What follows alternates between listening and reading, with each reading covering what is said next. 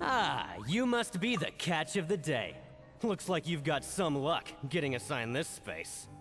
Yep, we just arrived yesterday and... Don't interrupt me when I'm speaking! Yes, sir. Listen carefully to my instructions. I don't want any mishaps. Every machine here is worth more than the both of you. Working around these machines can be very dangerous. Do your job well, and you can eat in the cafeteria after your shift. Get sloppy, and you dine in the infirmary. Anyway, the Fortress of Meropee doesn't want to lose a single one of its machines. And it also doesn't want to waste the production potential of any inmate. You got that? Got it.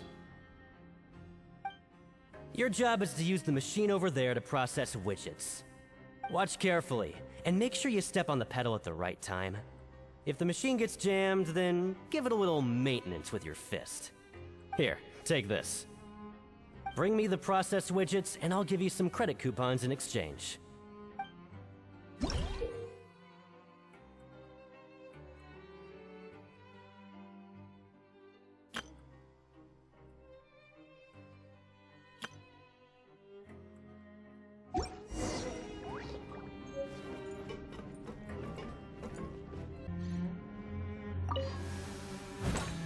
Once the widget is hot enough to blow, jump to step on the pedal and hit the widget.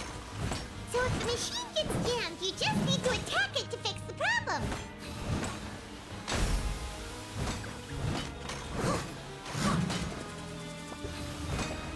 Okay, you got this. Great! Now we can report back. Huh. This one is tolerable. Though, since the processing is done by machine, the product is all pretty much the same anyway. Alright, I'll pass you for now. And we'll count up how many credit coupons you've earned.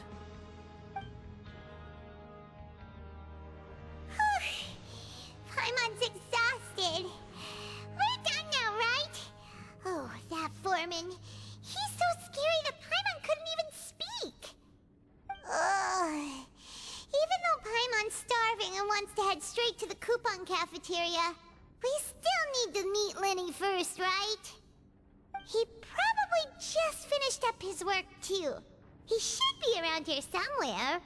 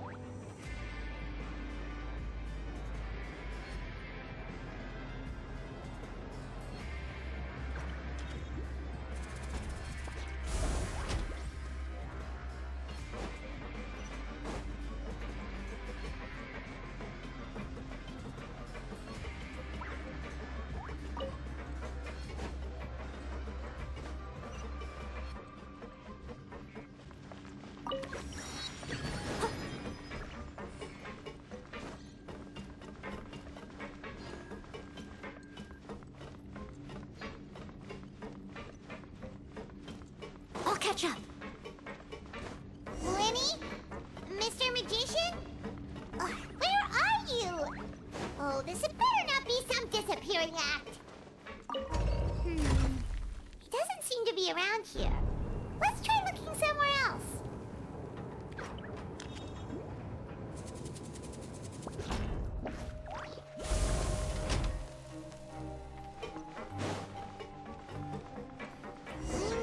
Where could he be? Did he decide to slack off and sleep the day away?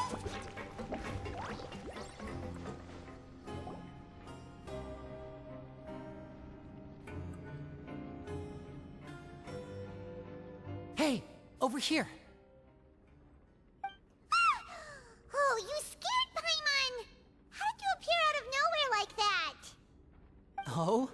You scare so easily now? Is there something worrying you these days? You little... The only thing we're worried about was trying to find you. Sorry. Come over here and keep it down.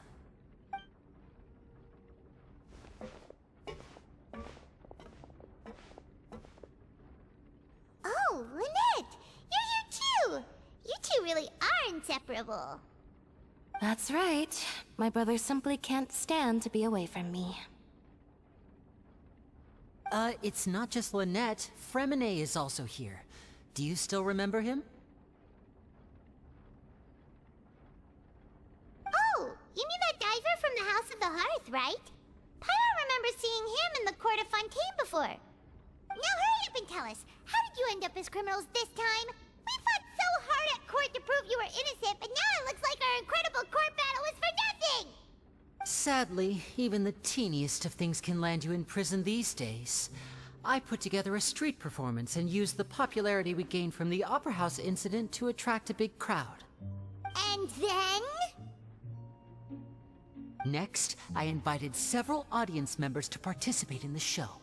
And then, with the entire audience watching, their wallet suddenly disappeared. My brother was charged with theft, and I was charged as his accomplice, having assisted him in his crime. It really isn't that bad.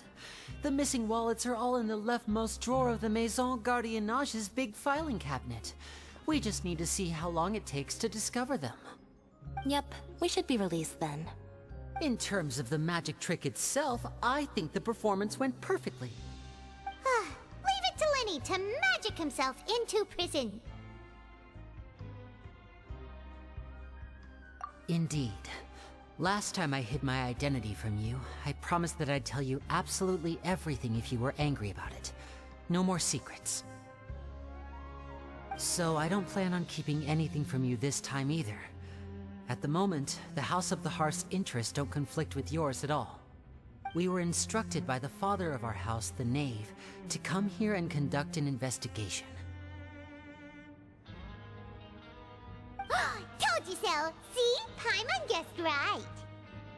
As for what we're investigating, perhaps you haven't heard, but the fortress of Meropide hides a secret. Some even say that the entire fortress exists just to protect it. The House of the Hearth has been investigating this for a very long time, trying to uncover its mysteries. But recently, all of our informants, including the ones that had infiltrated the guards, suddenly vanished and have not been heard from since. We believe that this is a direct provocation, and it's the reason why we came here. Father has somehow managed to confirm that Focalors does not have Fontaine's Gnosis. Huh? How did she manage to learn information that important? Father has her ways. Many of them are beyond our imagination, and we've never had the chance to see her at work. But we trust her conclusions. It was this information that led us to suspect that Fontaine's Gnosis might be in the fortress of Meropide and is related to that secret. So it's all about the Gnosis again. Well, that's about it from our side. How about you two? Did Monsieur Nervulette send you here? Bingo! The Knave has been applying a lot of pressure. She wants to know what happened to Child, so we came here to investigate. Traveler, are we allowed to tell them? You don't need to worry too much about that. She's just asking for a report on Master Child's predicament as a means of pressuring you. Father used this situation as a pretext to negotiate with two high-ranking officials in the court of Fontaine. She actually just wants to be able to make concessions on this matter for gains elsewhere, almost like a bargaining chip. Sometimes you need an excuse to do things you otherwise couldn't. And a harbinger is more valuable than you might imagine. Of course, it's not a complete farce. If we do manage to find out what happened to Master Child too, then diplomatic relations with Fontaine could improve, and Snezhnaya might even be able to adjust its stance a bit. Is it just Paimon, or does it feel like we're the only ones who actually care about Child's situation? The relationship between the Harbingers must be as bad as ever. I wouldn't go that far. Father just has different standards than we do when it comes to what can be sacrificed for an advantage. By the way, I have a suggestion. Why don't we team up? Even though we have different objectives, we're both here to investigate the fortress of Meropide. It would be more efficient for us to work together. As you know, the House of the Hearth has many reasons to seek the Gnosis, but our highest priority remains resolving the prophesized crisis. You can trust us on that. See, I told you. Is that so? Sure enough, it won't be easy to convince them to cooperate with us. Lenny seems to be thinking pretty hard about something. Of course he is. Lenny has been looking forward to a chance to reach an understanding with you ever since last we met. Or, I should say, we were really looking forward to teaming up with you this time. Lynette, just tell them everything, why don't you? It's okay to open up a little.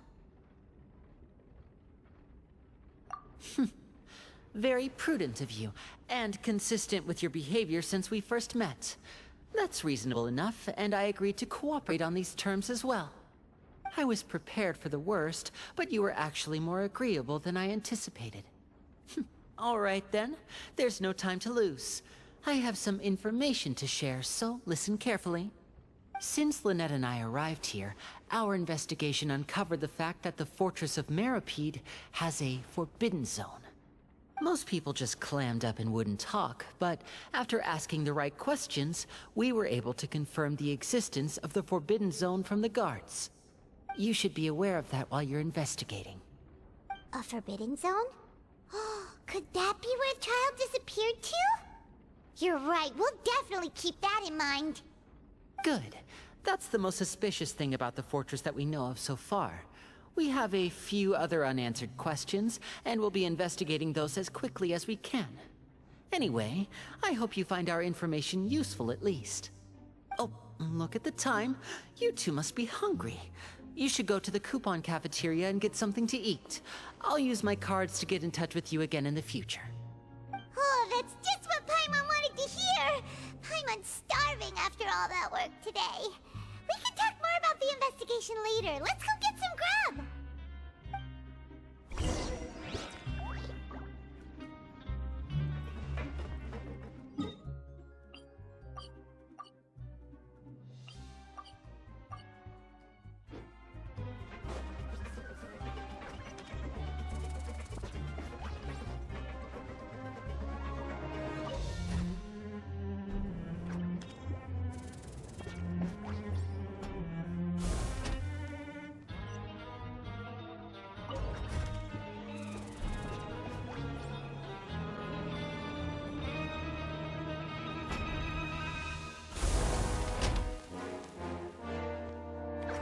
You seem tired. Would you like some tea? I'll brew you some. Do you...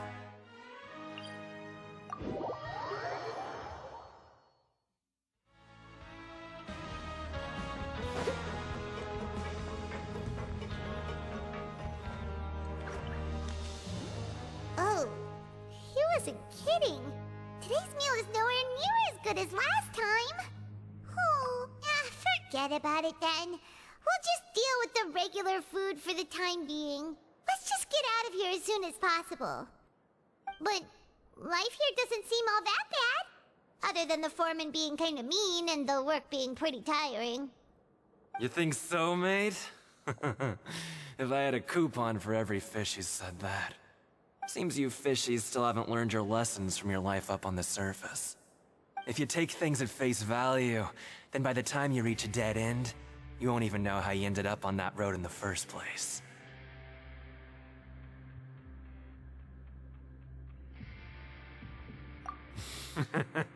I like your attitude.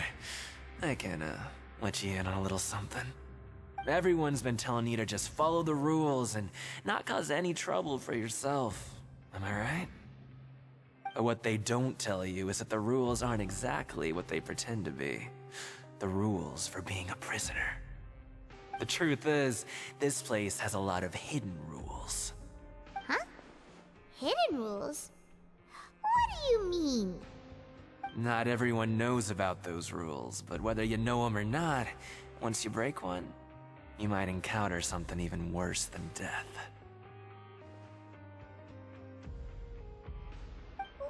Really? Oh, now you're really scaring poor Paimon. Don't joke around like that! Of course. And I'd say that just disappearing would be one of the better outcomes. Oh, you mean that if there really are hidden rules, then Child's disappearance might have something to do with that? In that case, would you tell us some hidden rules? We definitely want to avoid breaking them. Come on, mate.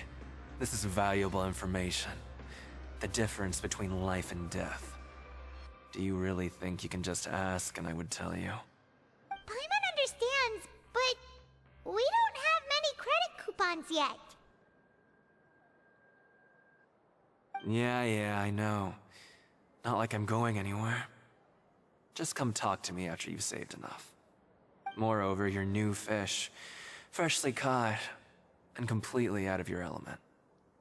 What'd be the point in even telling you anything before you've gotten a handle on your new lives? Come and find me once you've been here longer. I'm usually around the rag and bone shop. Just call me V-Doc. Bye-bye now.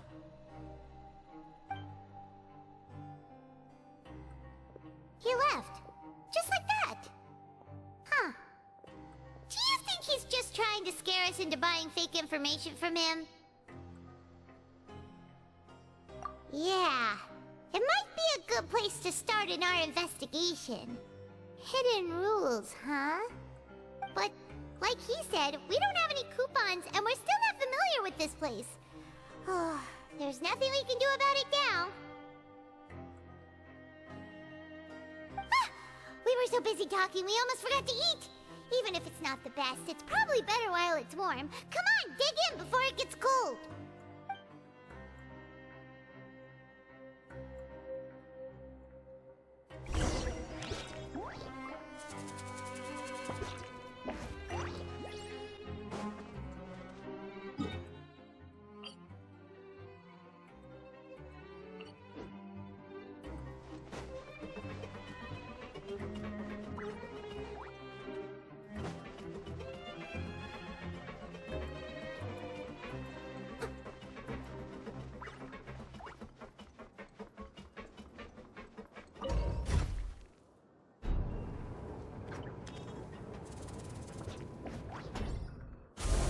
Leave it to me, all of it, whatever it is.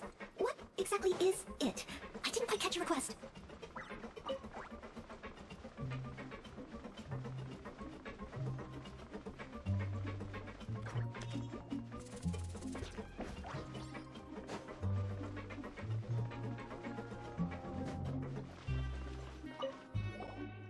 So Paimon just confirmed with the guards that our shift is set for every morning, and we're free to do whatever we want all afternoon. But it seems like most of the other inmates choose to continue working through the afternoon to earn more credit coupons. Oh, and they also said that you can use coupons to skip work in the morning and free up your time. They weren't kidding. Credit coupons really can be used to do anything here. Paimon's so tired. And we'll need to wake up and go to work in the morning. Without any credit coupons, it's not like we can really do anything else. Nighty-night, Traveler. Paimon hopes we can keep making progress on our investigation tomorrow.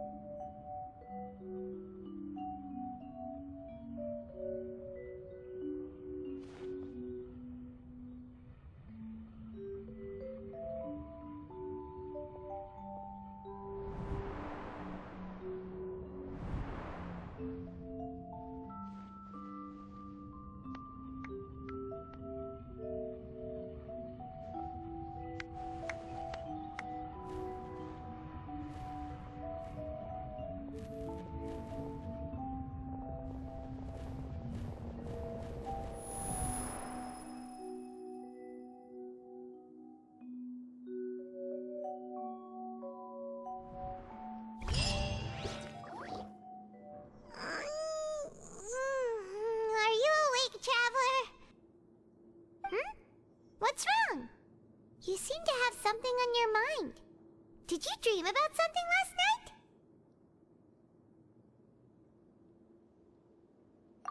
Is that even possible?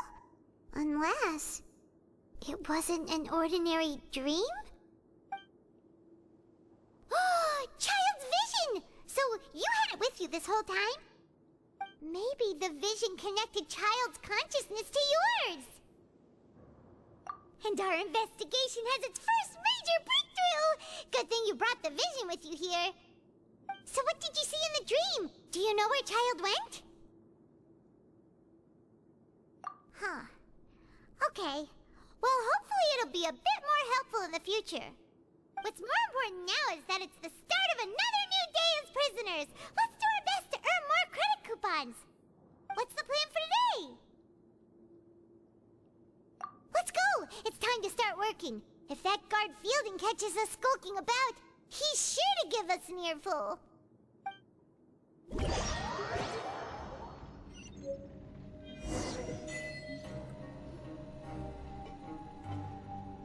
Look who decided to show up. Get your butts in gear and get to work. Time's a-wasting.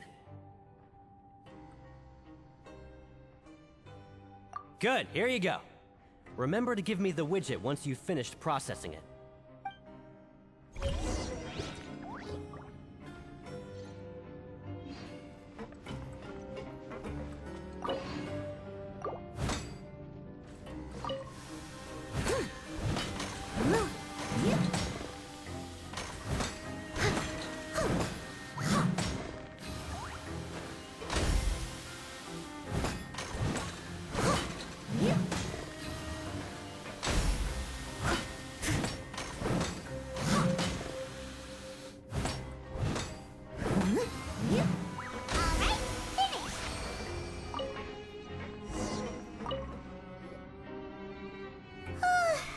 Paimon's beat.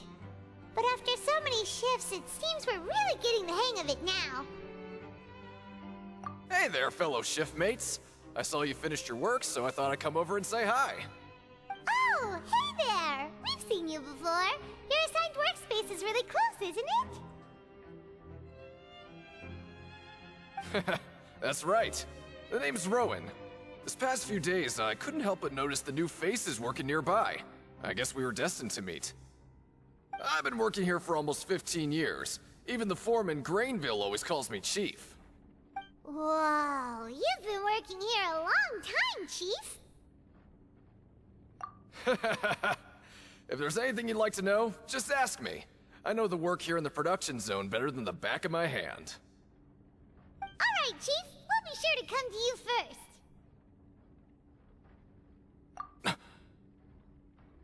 Did you just ask about the rules?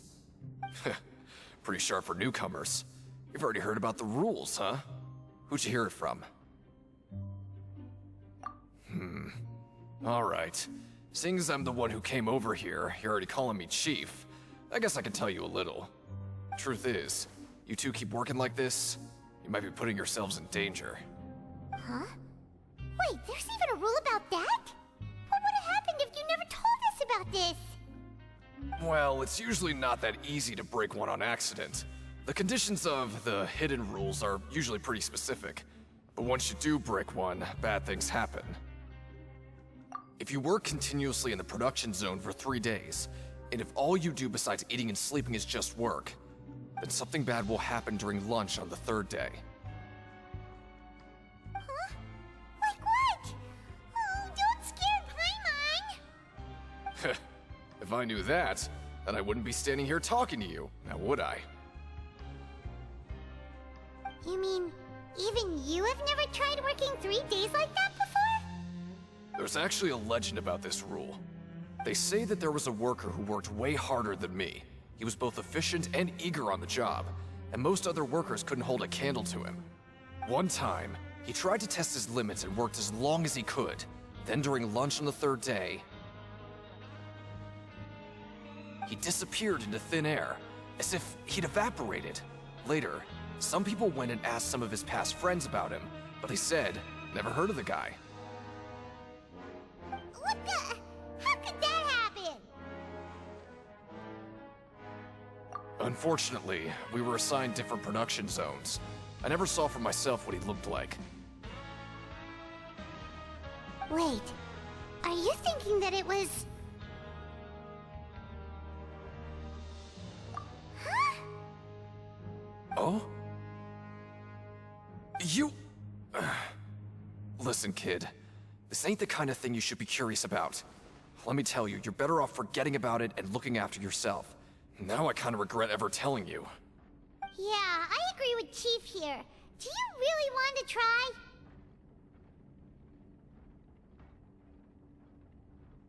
Alright, if you insist.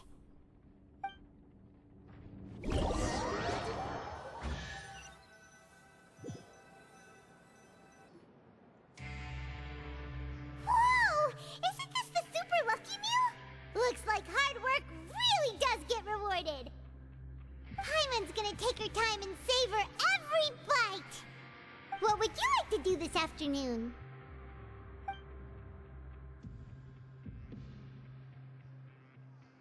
Right, we just need to keep at it.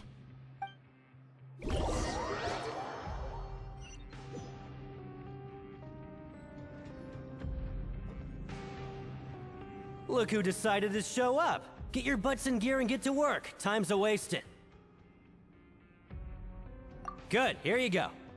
Remember to give me the widget once you've finished processing it.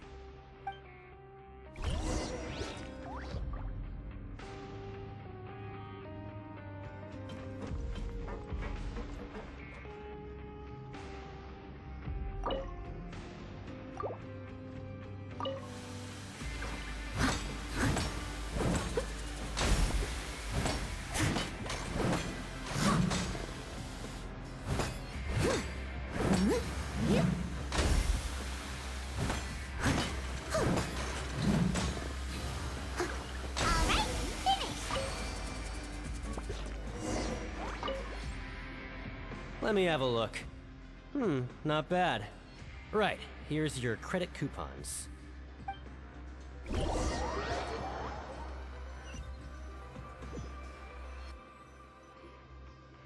we had a productive day. Hope we can make even more progress tomorrow.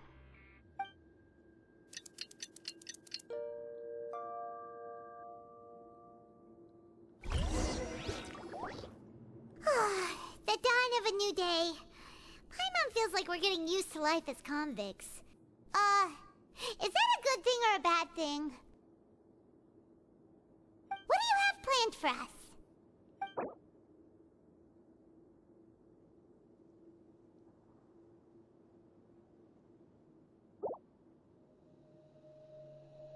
Right, we just need to keep at it.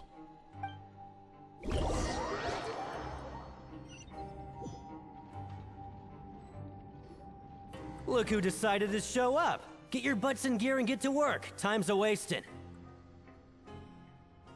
Oh? What's with suddenly wanting to work so hard? You need coupons that badly? Sure. Let's just say we really want to test our limits.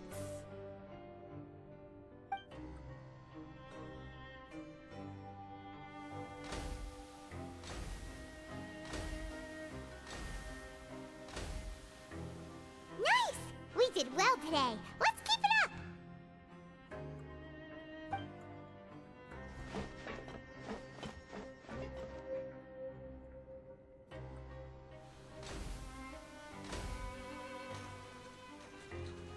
Ooh, Paimon's had it.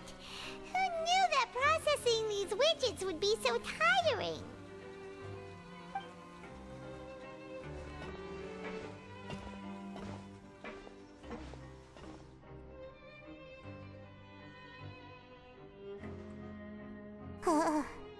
That's it. Paimon doesn't even have the energy to talk anymore. Is it time to eat yet?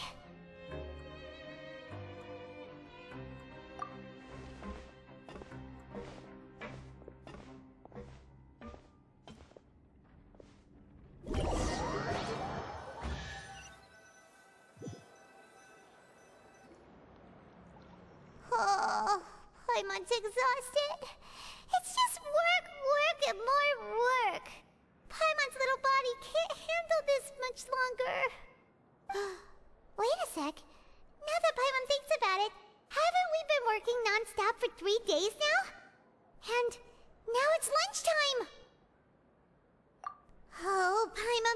shiver going down her spine.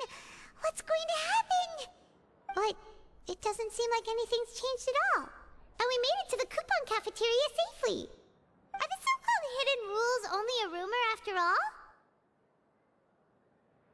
Well, there's no use to just guessing all day. Paimon's stomach has been grumbling the whole time. Let's just eat already.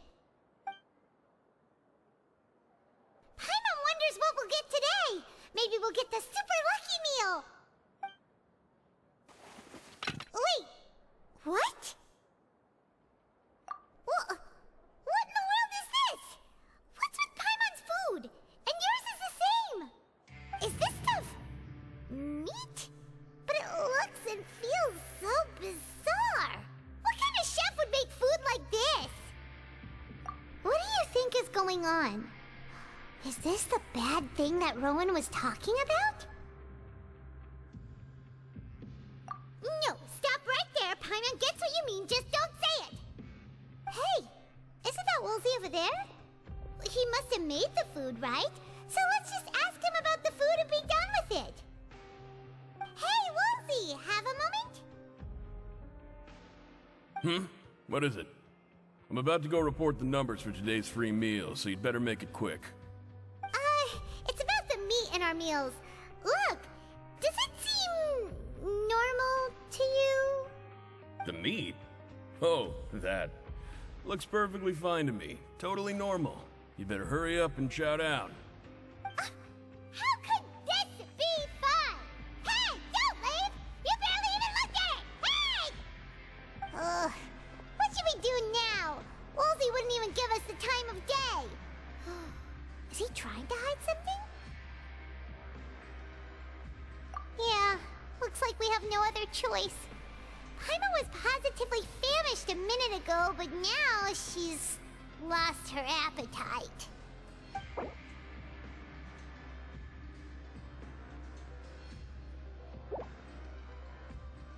What would you like to do this afternoon? Okay, let's see if we can find any new leads.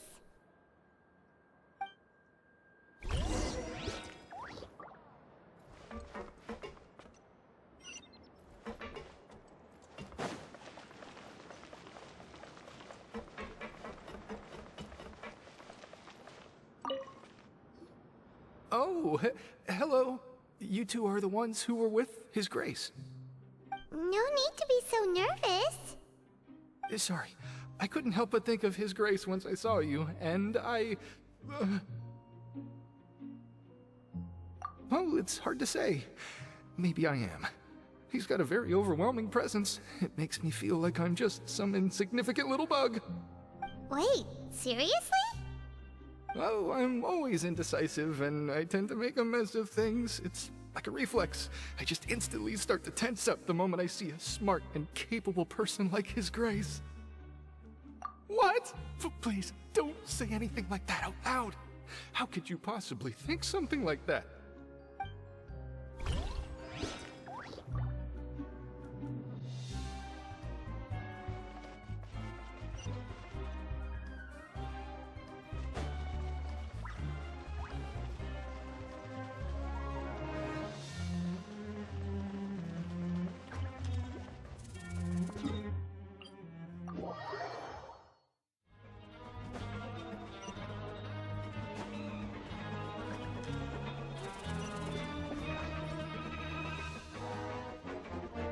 Someone needs assistance. Rowan? What are you doing here, Chief? I was injured a bit just now. Nothing major, I think I just pulled something. Little mishaps like this are unavoidable at work, you know? Huh.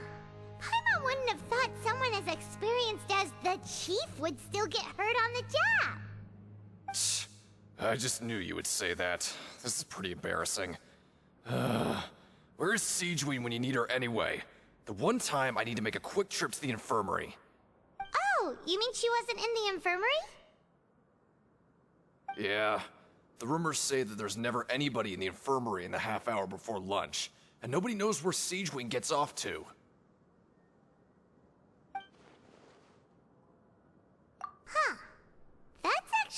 strange. Cedrine's always super dedicated to her work.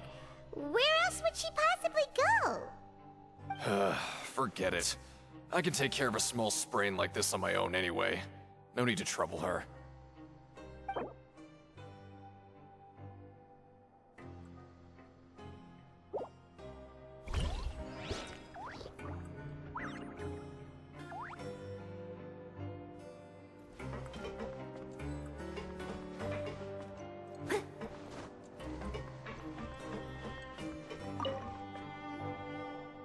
Oh, wonderful. I was worried that you'd be busy trying to earn credit coupons all the time, but it seems like you haven't neglected your investigation work after all.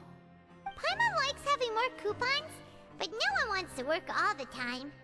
Have you also been investigating the area, Lynette? No, I was just slacking off, and you happened to catch me. My brother is still obsessed with anything remotely related to the Forbidden Zone. But knowing him, it won't be long before we get more leads. Oh, before I forget, this is for you. Huh?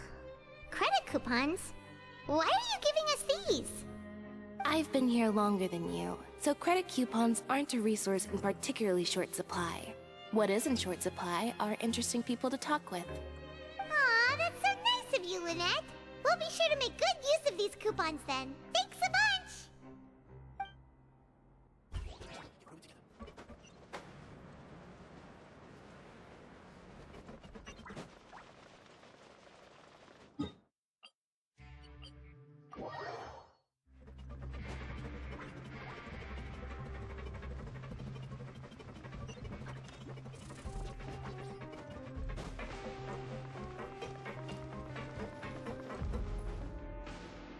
Hey, look! There's something here! Looks like a research notebook.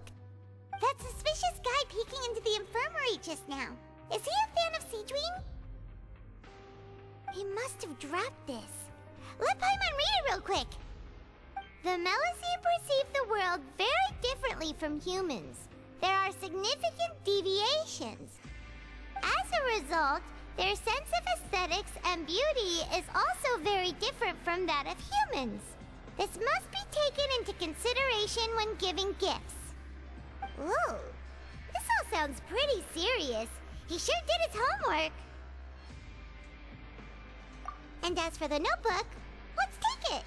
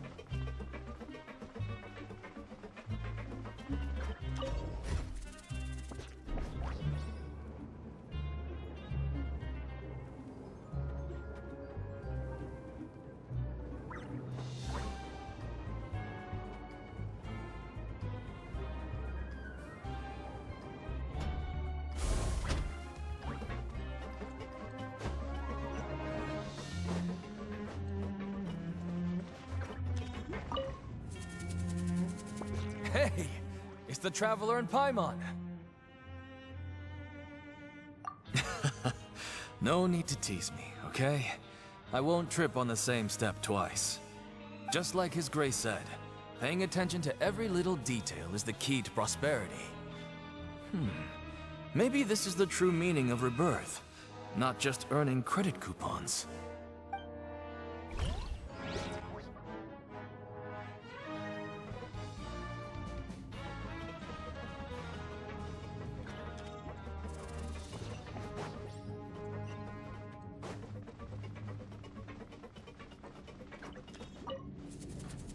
Cedrine? Aren't you supposed to be in the infirmary? What are you doing in the production zone? Hello, Traveler. Paimon? Everyone Everyone's usually busy around now, and we don't have any patients to look after in the infirmary. I thought I'd come here and enjoy the sight of everyone hard at work. Enjoy? What's there to enjoy here? It's really worth watching. I often stand here and observe everyone. Humans are just so interesting and adorable. I like to watch your expressions while you work. Are you talking about pets or people? Oh, I can see why you think that, but you shouldn't jump to conclusions. See, we Melazines are a different species, and we see the world very differently from humans. It's very easy for me to observe everyone's condition. All it takes is one look, and I can tell which workers are exhausted. Wait, Melazines can see that? Huh. That does sound useful for being a nurse. Yes, running around tending to everyone's health is very fulfilling. But I'd much prefer it if you're all happy and free from exhaustion and pain in the first place. Take care of your body, make sure you eat well. Always rest when you're tired from work, and don't push yourself too hard. We'll definitely take care of ourselves. Thanks for the reminder.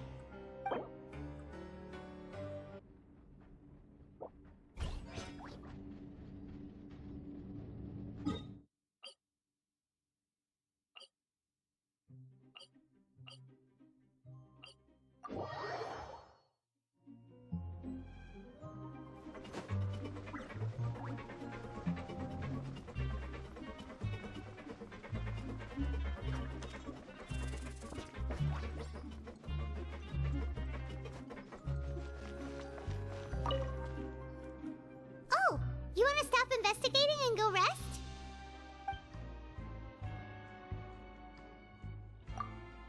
Okay, you should rest up. We'll be back at it tomorrow. So after working a few days straight, we got some strange meat in our lunch. What was that all about? Has our investigation turned up anything useful recently? Really? Then it looks like that part of the investigation has hit a dead end. Well, we'll keep searching for more clues tomorrow. Good night, Traveler.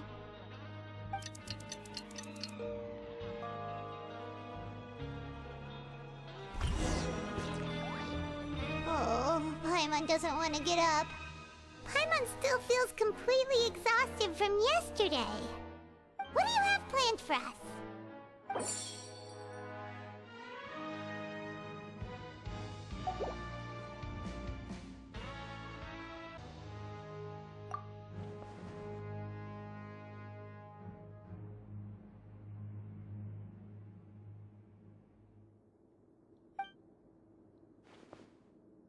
After working here so long, we're really starting to get the hang of it.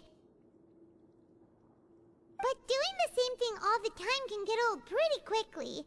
How are you holding up? Yeah, it's good to kick back and relax once in a while.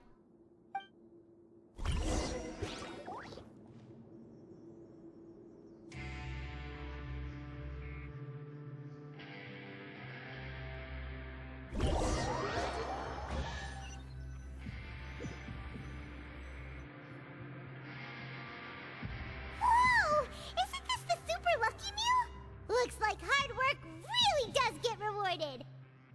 Paimon's gonna take her time and savor every bite. What would you like to do this afternoon? Knowing Child, he must have been there all the time.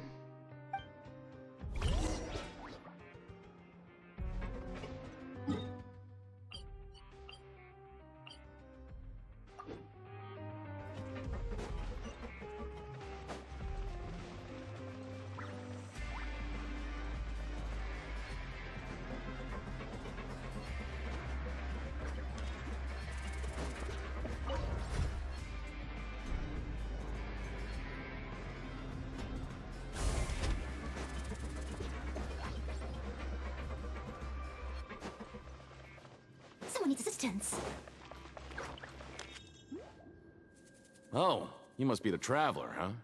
Sorry, mate, but competitors as strong as you are prohibited from participating.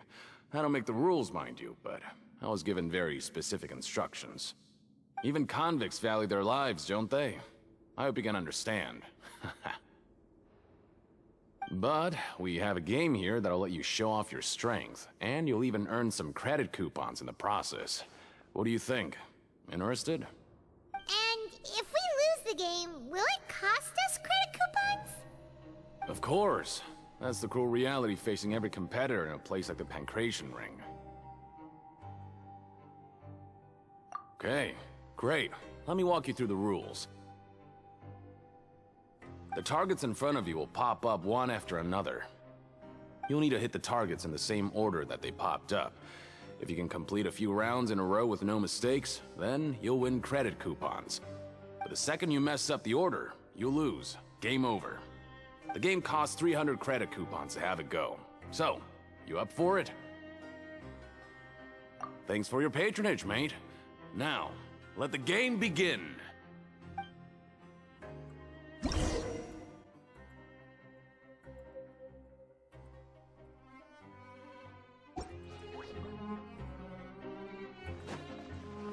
Okay, do your best to hit the targets just like Colin said.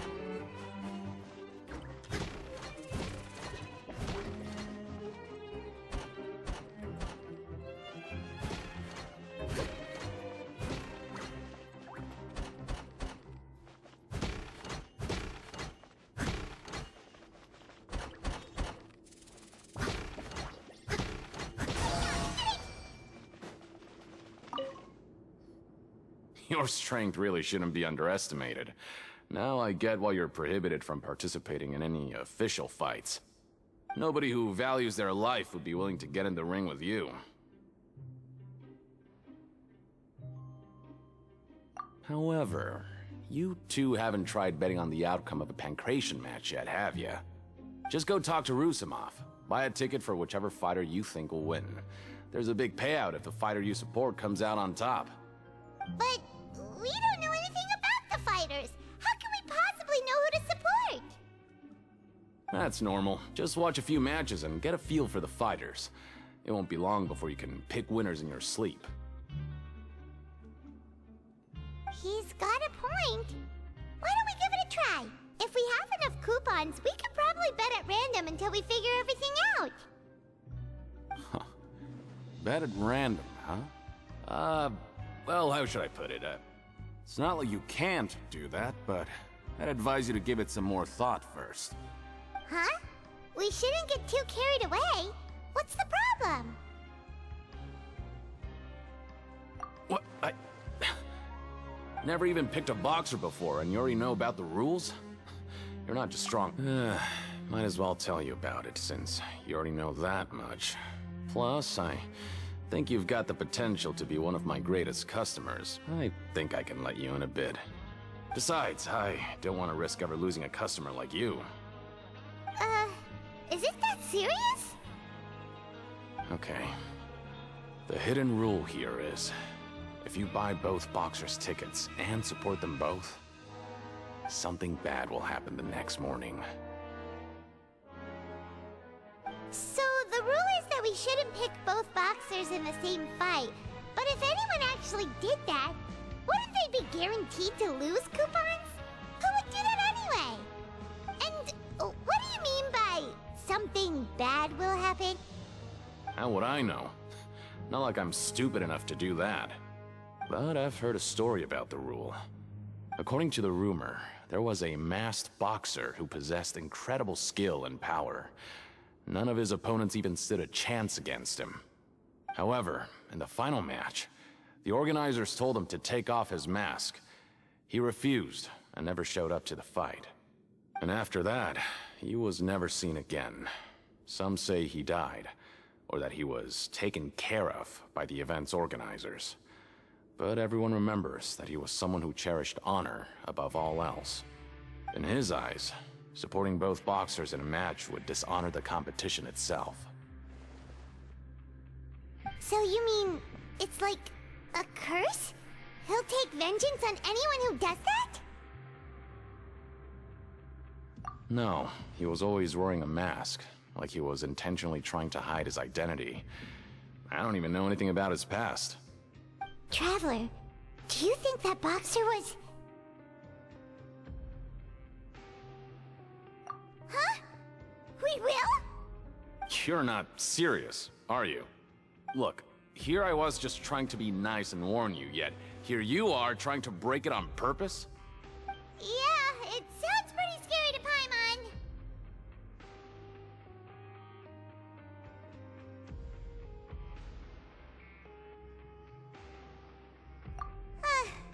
Seems you've made up your mind. Just be sure to protect Paimon, okay? Betting on both fighters will set you back about 3,000 credit coupons. If you have enough, then go ahead and give it a try. Just don't come running back to me if something happens.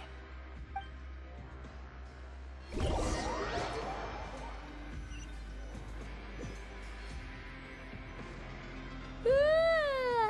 woke up so early today that Paimon's been nodding off all afternoon. Good thing it's finally time for bed.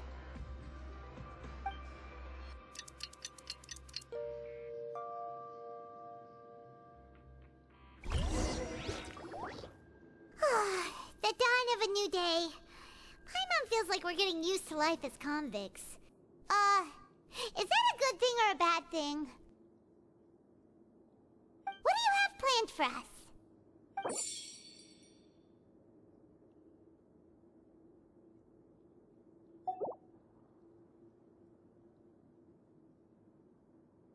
After working here so long, we're really starting to get the hang of it. But doing the same thing all the time can get old pretty quickly. How are you holding up?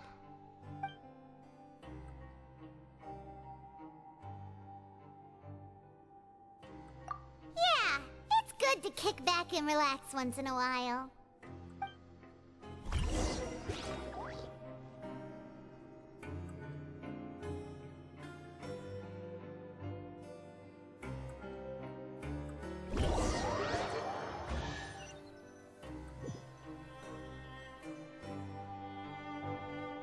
Whoa! Isn't this the super lucky meal? Looks like hard work really does get rewarded. Paimon's gonna take her time and savor every bite. What would you like to do this afternoon?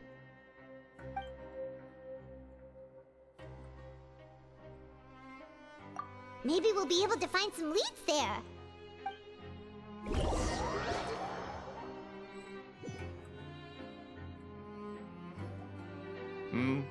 Are you two here to buy tickets? Better be quick about it. Another match is about to start. Who are the boxers in the next round? We have the reigning champ, Le Grappler, versus a contender from the Eastern Prison Block, Demon Horde. Are those their nicknames, or did they choose those names themselves? Either way, super weird. Since you're new around here, I'll help you out and give you a little suggestion. Even though Le Grappler is the crowd favorite, Demon Horde is a first-class dark horse with incredible potential. Anyway, for this match, I recommend that you pick...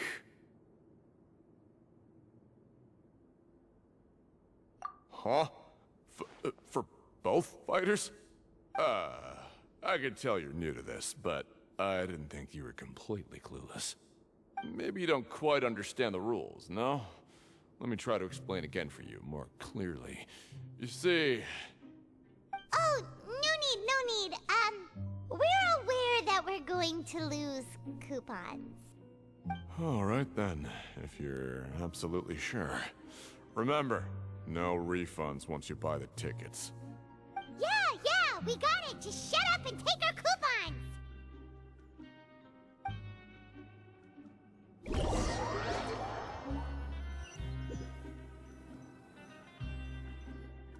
Aw, looks like we won't get a chance to sleep in as long as we're here.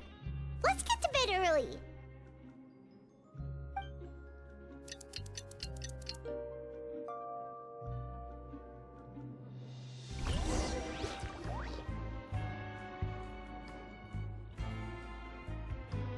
Hey, Traveler. Paimon. Package here for you. The next time you buy something, go pick it up yourself. I'm not a delivery man, you know. Huh? A package? For us? Did you buy something, Traveler? Paimon's not quite awake yet, so why don't you go take a look? Ah, right! Yesterday we broke the hidden rule and bought tickets for both boxers. Oh, maybe this package is the bad thing that Colin said would happen. Paimon suddenly feels wide awake. Wait, maybe let Paimon go hide somewhere first. Just call Paimon after you opened it. Hey, wait! Paimon's still here! Don't open it! Ah! Huh? What is it? Are you okay? Let Paimon take a peek too. Oh, it's just a small bottle. But the color of the liquid inside looks so wrong. Almost like... Alright, that's enough of that. No need to say it out loud. Paimon already knows what you're trying to say. Ugh, no way. Get that stuff away from Paimon. Paimon thinks we shouldn't open the bottle until we figured out what's going on. Just trust Paimon on this one, okay?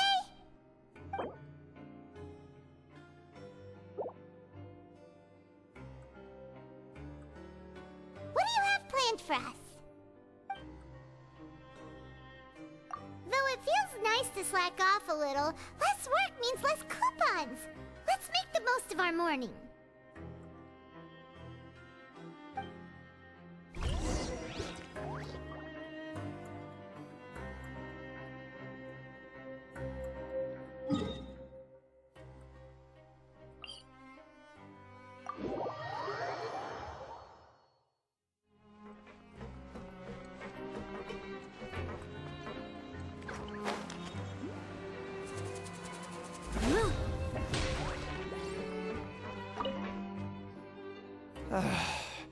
If there's no way to send it all out, then maybe I'll never get a chance to leave. Who are you? We've never seen you before, and you don't look like a fellow convict. I'm not! Of course I'm not. Please, don't mistake me for a criminal. I'm a good, law-abiding citizen. Then what are you doing here? You sure seem anxious about something. I'm a promoter for Fontico, and I'm usually responsible for promoting our drink products. I thought I could complete my task here quickly and return to headquarters, but I've been here way longer than I anticipated. Oh, a promoter from Fontico? So what kind of problem did you run into? I'm so upset. It's all because of that Duke. After discussing the company's promotional plans with him, he told me outright that my project was worthless. However, in light of our long history of successful collaboration, I still tried to patiently explain the details. However, to my surprise, he just cut me off while I was speaking. Let me take a moment and recall his exact words. I'm just gonna stop you there and say no. If anything, I'm saving you time. It seems you don't fully understand the value of credit coupons here, nor do you understand the value of your own products. The former is because you are from the overworld. That's understandable, and I don't blame you for that. But as for the latter, only someone monumentally stupid, so breathtakingly stupid that they were completely ignorant of the value of credit coupons, despite living in the underworld, would ever possibly consider buying your drink. Let's just forget it. Anyway, that's how he rejected my proposal and asked me to come up with another solution with the condition that it doesn't cause any trouble for him. Can you believe that guy? Well, he is the head honcho here. Not much you can do about that. We met him too and could tell that he's the kind of guy that's hard to pin down. Fine. I know I should just let it go. I'm on his turf after all. His house, his rules.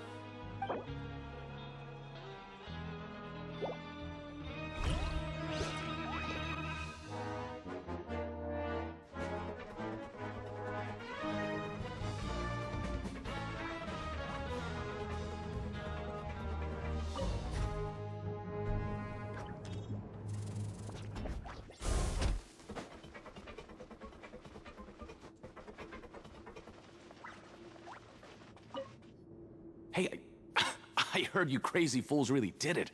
You bought tickets to support both fighters, didn't ya? Well, did anything happen? Well, the next day we received a mysterious package, but we still haven't made any sense of the contents. So it is real. You didn't become cursed or anything like that, did ya? Are you both still okay? Wait. Are you sure that it's still you controlling your bodies right now? Paimon's not sure. What do you think, Traveler? Is Paimon still Paimon? Oh, okay. Well, that's good. Yeah, you two don't seem to have changed at all. But I wouldn't let your guard down just yet. Still, I didn't expect you would actually do it. You'd actually throw away coupons like that just to satisfy your curiosity? Even if we bought tickets like everybody else, it's not like we could hope to earn any coupons. When it comes to things like this, it's always the organizer who makes the real profits. Hey, just what are you trying to imply?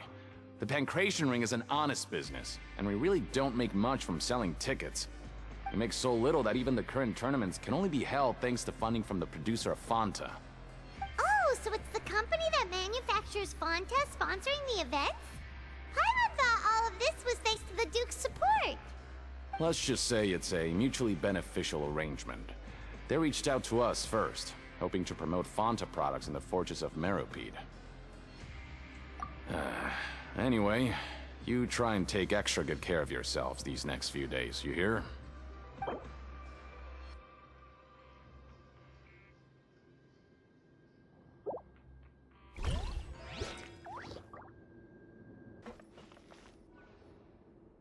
Hey, what are these papers scattered all over the ground? Are they registration forms or something? Maybe not. Every page has the Fontaco symbol on it. Maybe it's some flyers from the company. Okay. But if someone catches us, they could accuse us of trying to steal the company's secrets, couldn't they? Oh, you're right. Guess there's nothing to worry about then. Let Paimon have a look here. Without assistance from the Fontaine Research Institute, development of the new product has been slow, and some researchers on the project have voiced concerns. We have no choice but to let the new product undergo the first phase of promotional trials without a designated name or packaging. We will adjust the direction of future development according to feedback. We have decided to only conduct closed, small-scale trials for the time being. Sure doesn't seem like anything unusual. The company is just trying to develop some new products besides Fanta. But it sounds like things aren't going well at all. Let's put these papers back where we found them and make it look like nobody went through them. Okay, good.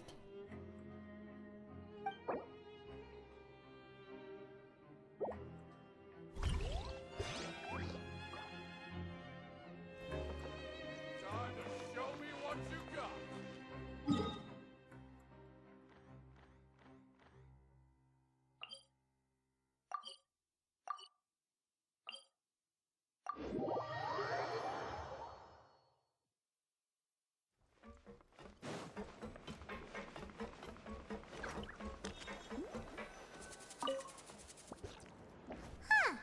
We ended up here without even thinking about it. Wanna grab something to eat? Alright, but remember that we bought this time with coupons, so let's make better use of it next time.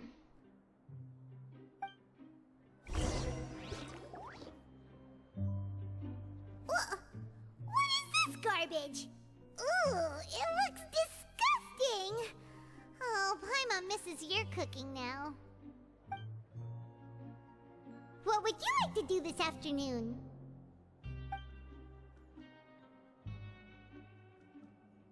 After working here so long, we're really starting to get the hang of it. But doing the same thing all the time can get old pretty quickly. How are you holding up?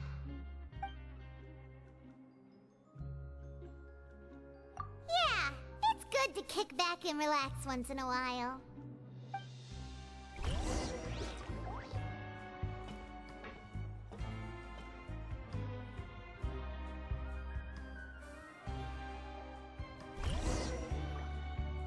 A mysterious box?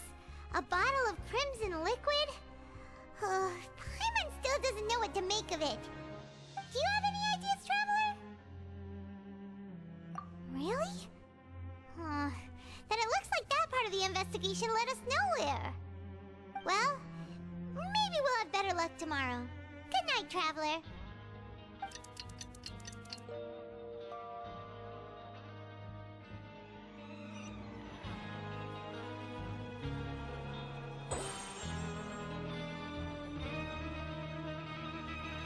Okay, so we've investigated 2 of the hidden rules. Paimon didn't think this prison would have so many weird things going on. We'd better pick up the pace with our investigation, otherwise we'll never get anywhere. Yeah, let's skip work for now and put our time to good use.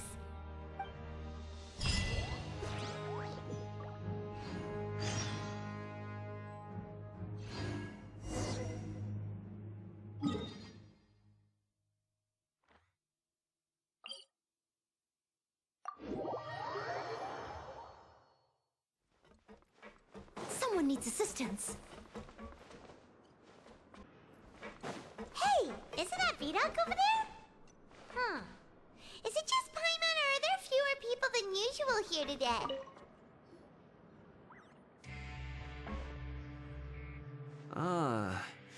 Seeing you at this time must mean you've already saved up a lot of credit coupons.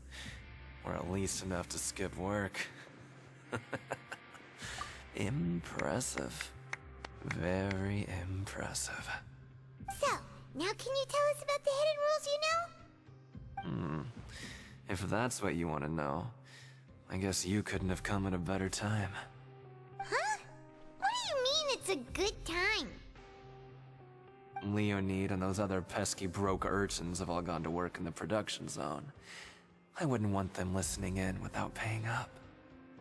We get it! Just tell us already! So, you know those pipes that make strange sounds?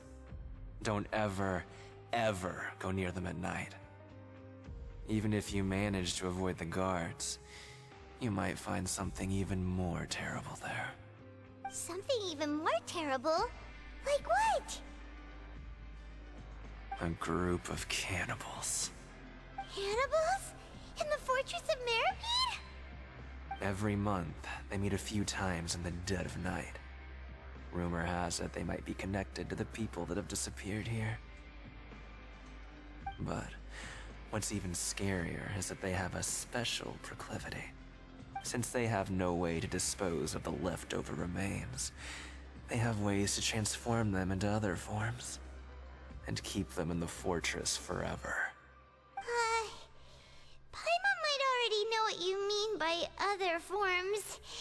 So that's what's going on here. Oh, Paimon's stomach doesn't feel so good.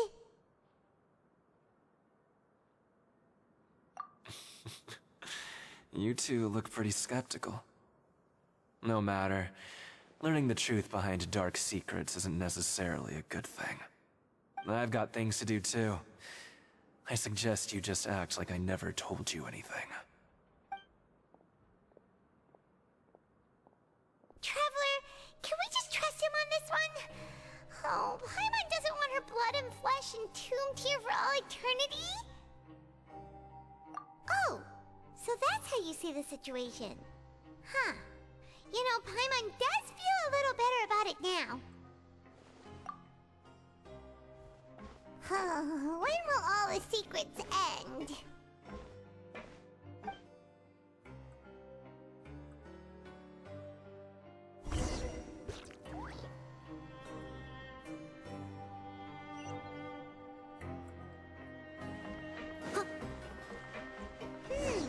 Vidoc isn't here. Just stay away from me. What? What are you saying? You shouldn't go around saying stuff like that.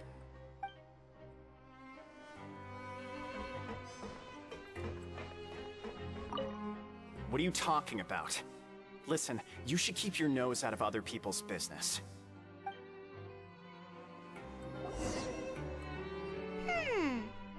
Their attitude sure is suspicious. Like they're trying to avoid us. But if they're being so obvious about acting weirdly, do you think they might just be trying to lure us in? Oh, this is all getting way too creepy for Paimon. So you mean we still need to investigate some more? Okay, if you say so.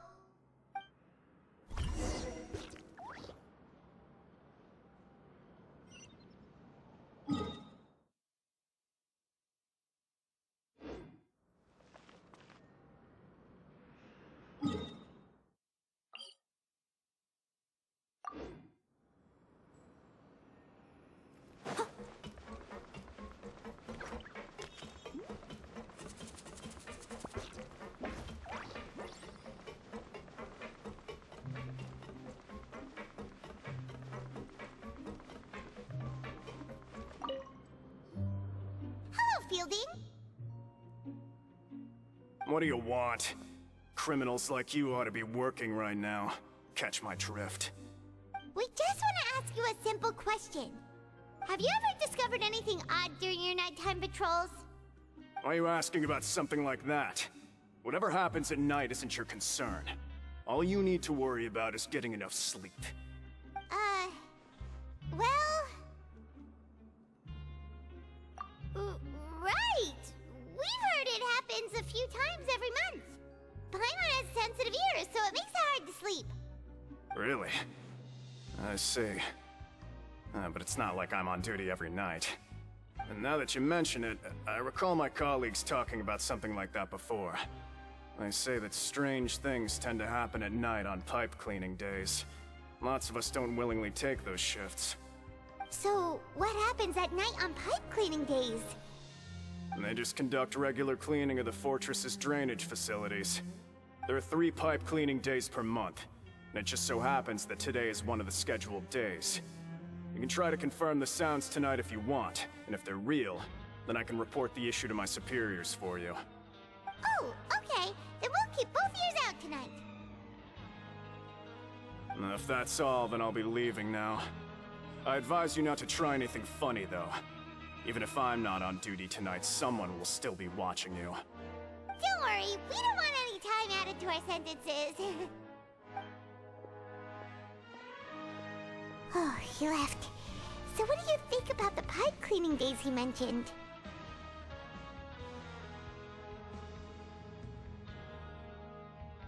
Right, both are a possibility. But Fielding did say that tonight is a cleaning night. Paimon knew you would say that. Alright, sounds like we'll be up all night tonight then. Paimon just hopes the guards don't catch us.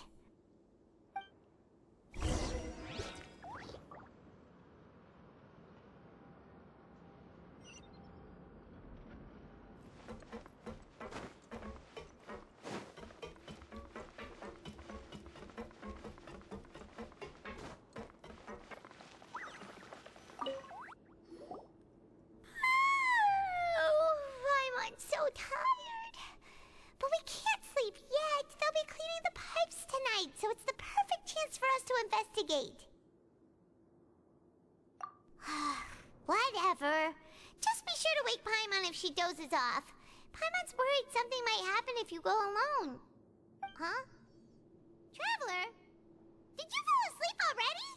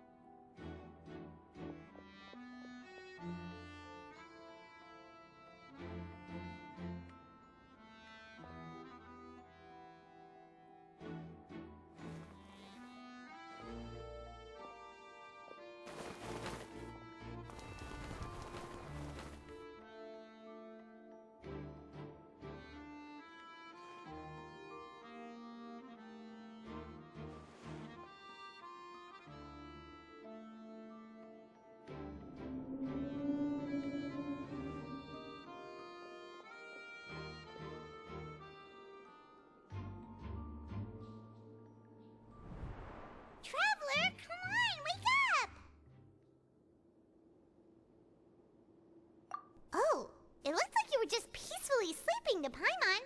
Well, what did you see this time? Really? So we're finally starting to figure out what actually happened! But what about the cannibals? How do you explain them? Okay, well it's about time for us to get moving. Just be careful to avoid the patrolling guards.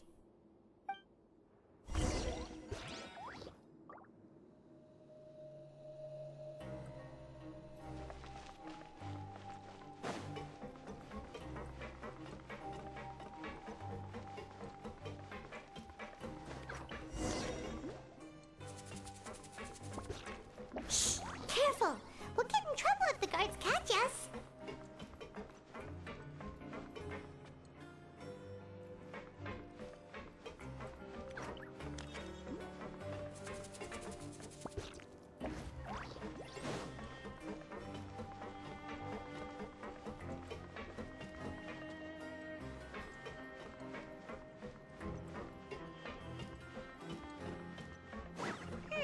This should be the place.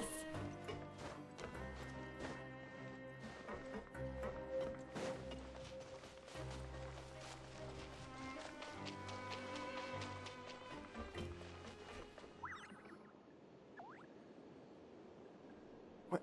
I know you. You were the ones we saw. Huh. You've got guts showing up here. You know who we are, right? You'd better leave now. Ain't nobody coming here to save you. What'd you say? Yeah, so what if they were? If you push us, we can make those rumors a reality at any time. Hey, what's the point of all those rumors anyway? What exactly are you trying to do? I don't have to tell you anything. If you turn around, go back to the dormitories, and act like you never saw anything, then I'll pretend that you never showed up here.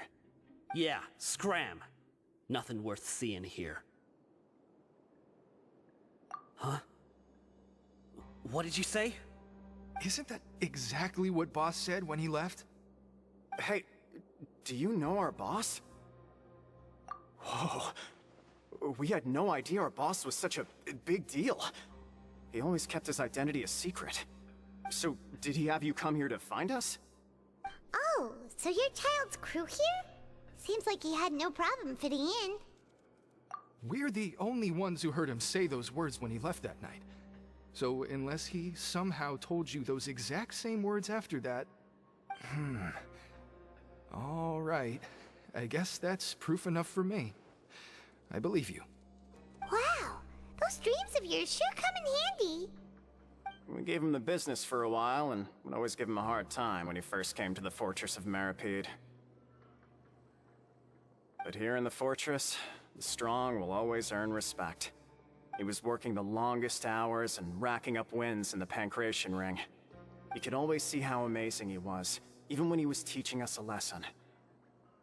So eventually, we all decided to follow him. But one day, he suddenly told us that he had to find a way to escape this place, no matter the cost. He said it was because he heard that call again. And as his crew, if the boss wants something, then it's our job to get it done.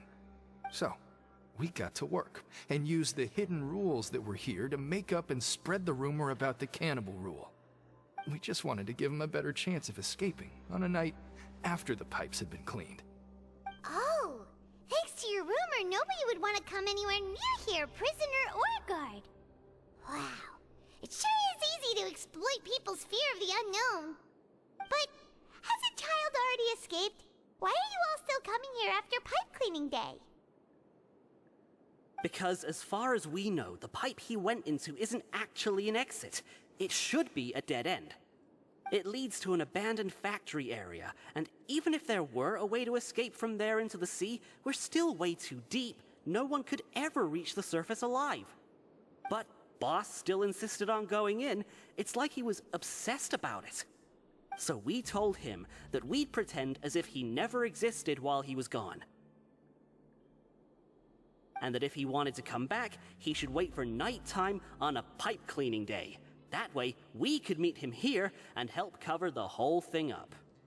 So you come and wait here through the night a few times a month just because of that promise? Yeah, but it's been so long now. We already know in our hearts that he must have managed to escape somehow. Is it also possible that something unfortunate happened to him? Nothing could ever defeat Boss or slow him down. It's one thing we know for sure. Okay. Paimon was just brainstorming possibilities. Alright. Keep quiet and follow us.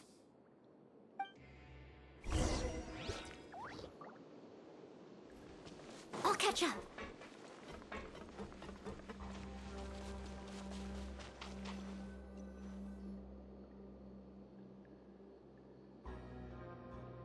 The way up from here has been sealed off. It's impossible to get through. Boss left by going down from here. It wasn't full of water at the time. Later, we came back hoping to have a look. That's when we found out it had been completely flooded. It's impossible to navigate unless you're an extremely skilled diver. Do you think Child got trapped by the water? Not likely. We all know that Boss was an incredible swimmer. Really? Then have him come investigate, pronto. Just be sure to tell us if you get any news about Boss. It's getting late. We should leave before the guards come this way. Yeah, we learned a lot about what happened to Child here. Let's get going!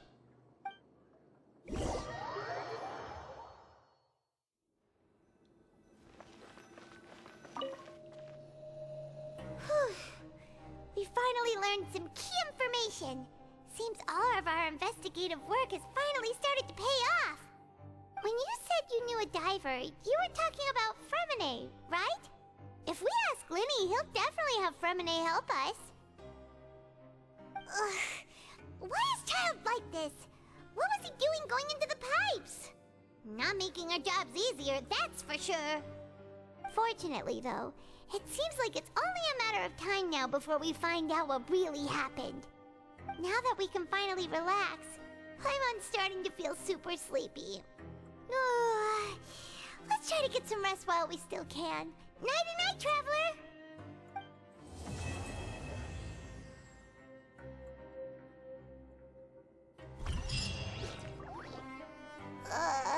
It's morning already? Oh, Paimon still needs more sleep. Huh? Wait, look over there! Isn't that... It's one of Linny's cards!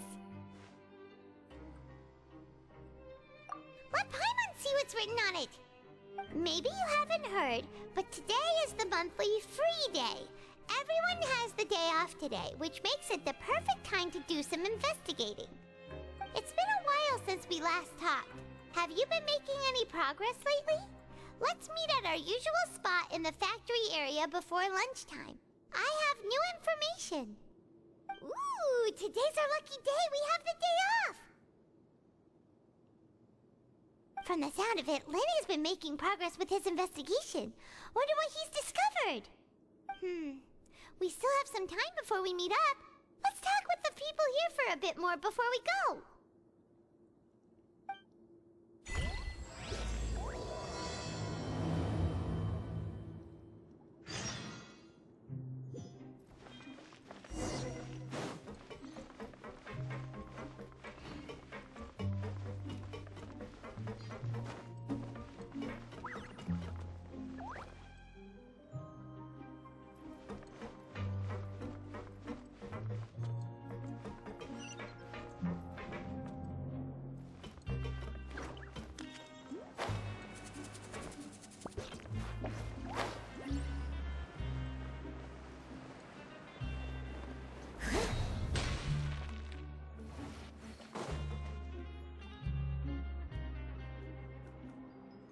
Look, there are some people talking over there. Let's listen in on the conversation.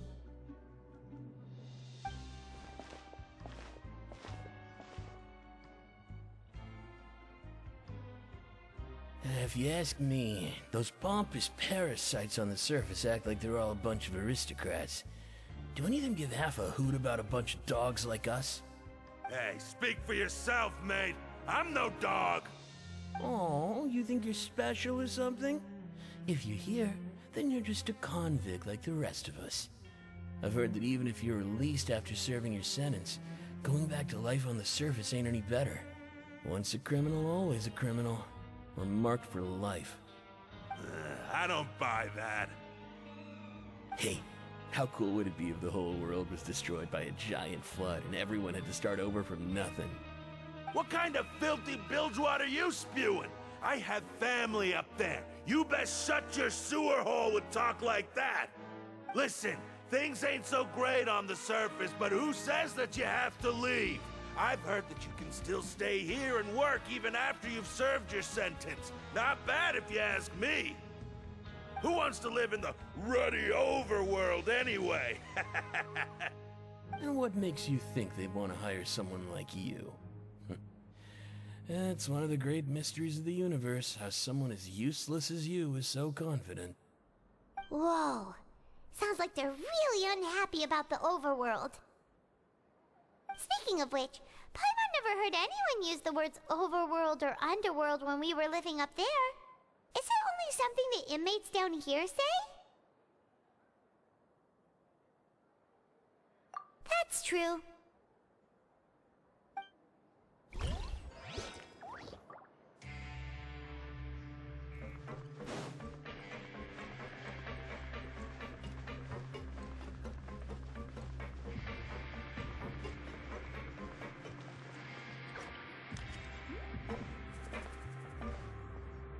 There's a group of people over there. Let's go listen in. So I said, that's not a faucet. Hey, who are you two? Why'd you come over all of a sudden? Oh, sorry for eavesdropping. Sounds like you were talking about something private.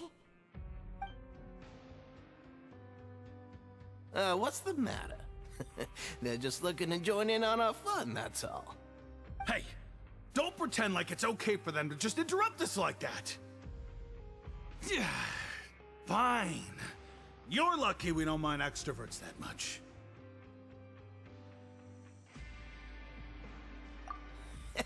You hear that, Quisto? What nice! Your expressions tell me you're looking to hear some juicy info, am I right? But before that, it just so happens that I know you two. Really? Are we that famous? You're kidding. How often does anyone get a personal tour led by His Grace himself? Practically everyone was talking about it. Word has it that you also caused quite the kerfuffle. A little mistake, huh? I like the way you put it. You see, people with a good attitude can join our group anytime, unlike some of the others here. Your group? I'm Quisto, and this is Lavaroon. People usually call us the Bombshell Bros, but don't worry, we're not playing with bombs or anything. It's just that our information is always so explosive, and we blow minds on the regular. So, you two really like to gossip? Whew, you sure know how to embellish. No, you don't get it. Knowing intelligence will make things better for you here. For example, knowing who's working with whom, who has the latest rumors, who's not getting along. Wouldn't you like to know all that? Whoa, all this info's worth something, you know? You should prove you're worthy of it. I don't mind him. Quisto's always this way. Just play nice and say something to massage his ego. The welfare meals. Talk about the welfare meals. Right! That meal we had yesterday was super delicious. Paimon can still taste it whenever she closes her eyes. Is that so? To tell you the truth, I've been helping out with making those welfare meals. I've been working as a kitchen assistant for about a month and a half now. Oh, so you're the one who made those delicious steaks. Amazing. You could be a professional chef. You are correct. I am a true professional. In fact, I even went to culinary school. But enough about that. Since you like my cooking, I guess that means we share similar tastes. Listen carefully. This little bombshell will help you learn what's really going on here in the fortress.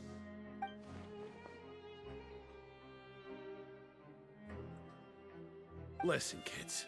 The power structure within the fortress is quite complicated. The overworlders couldn't care less about us down here. We're basically dogs to them. You've already met the one person here you should never cross, the Duke, Risley. He knows more than you think. And if he doesn't care about something, then he often doesn't bother dealing with it. Those who have the Duke's attention get all kinds of special perks, even better treatment in the infirmary. I know who you mean. It's that Jurier character, right? I don't think there's anything useful about him at all. Why does he visit the infirmary practically every day? Is it normal for anyone to be going in and out of there so often? If you ask me, he's just faking it to get out of work. But did you know that Jurier was a talented researcher from the Fontaine Research Institute before he came here? There's no denying that. I don't care if he was a researcher that could turn dirt into Mora. Once you're in the fortress of Meripede, you're just another inmate like everybody else.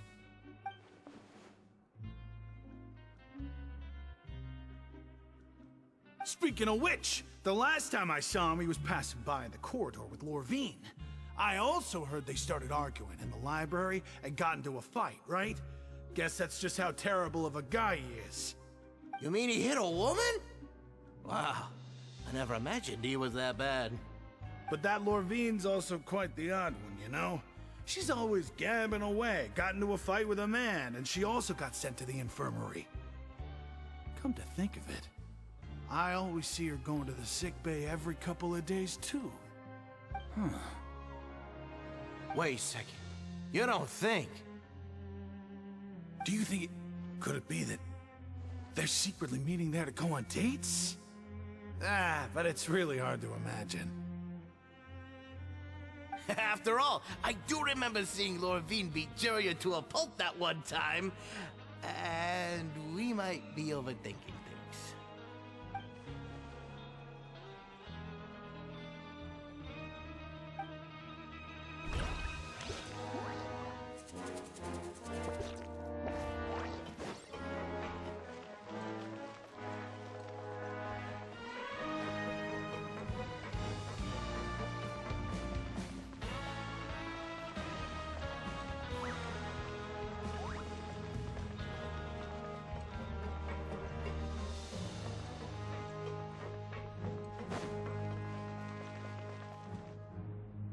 Hey, you over there? Yeah, you. Say, do you like playing card games?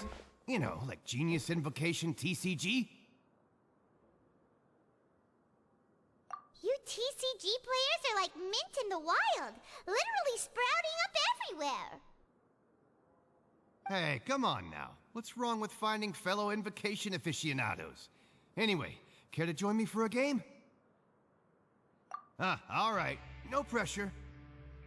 But why would you be looking for people to play Genius Invocation in a place like this? Don't people usually come here to fight? Whether you're throwing down cards or throwing punches, it's all a competition, isn't it? It's all the same in my eyes. There are lots of card players here in the fortress. When I saw you, I immediately thought, hey, even outsiders from other nations play cards. So I came over to say hi. Sure. Great! Since you've been here longer than us, you need to flex your seniority a little bit, right? Maybe you could start by telling us newcomers some stories about this place. I thought you would have already heard everything by now. All right then, did you have anything specific in mind? Or do you want me to just pick a topic? Why don't you pick? We'll let you know if we've heard it already. All right. Have you heard any strange rumors since you've arrived? Then, did you know that there are some people who are always gossiping over in the corner? Yeah, so you've already met those two. They're quite a pair. They always keep an eye out for the latest happenings and gossip about everything. I've never seen anyone with more time on their hands. I heard that they used to be a chef and a bartender before they were sent down here. You know how bartenders are, always chatting with customers. And chefs love to pass the time just hanging out when they're not cooking. Good to know. Do you have anything else to tell us? Let me think. Sounds like you want to hear something a little more tantalizing. Oh, did you know that the Duke was also a convict in the fortress of Meripede before? Huh? Wait, are you serious? That's right. The Duke was an inmate just like you and me. Seems he was exiled here for committing some crime. Who knows how he ended up rising up to become the warden, though.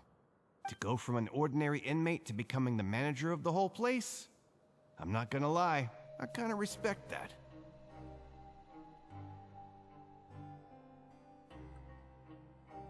A forbidden zone? Sounds like something that someone just made up. I've never heard of that. Where did you hear about it? It's just a rumor we've been hearing, but no worries if you've never heard of it. Do you have anything else you can tell us? Anything else? Not that I can think of, but I'll be sure to tell you anything interesting I hear next time. You'll have to play a game of Genius Invocation with me first, though.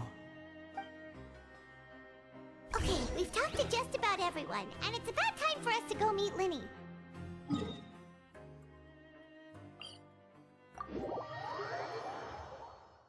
According to the card he left us, we should go meet him in the production zone.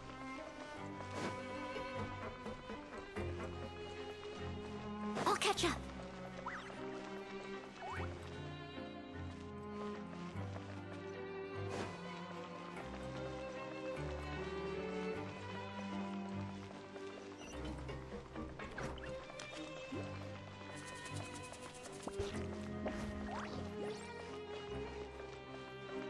Someone needs assistance.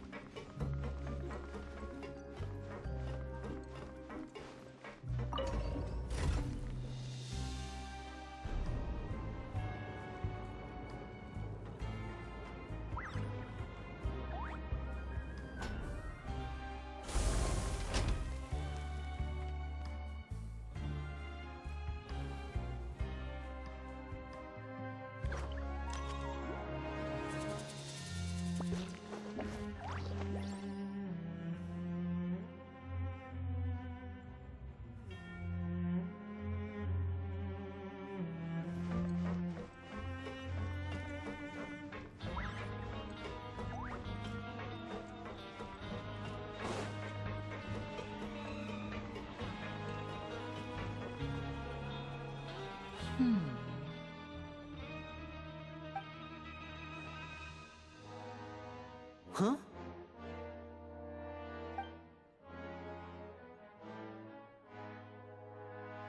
That look in your eyes. You found something?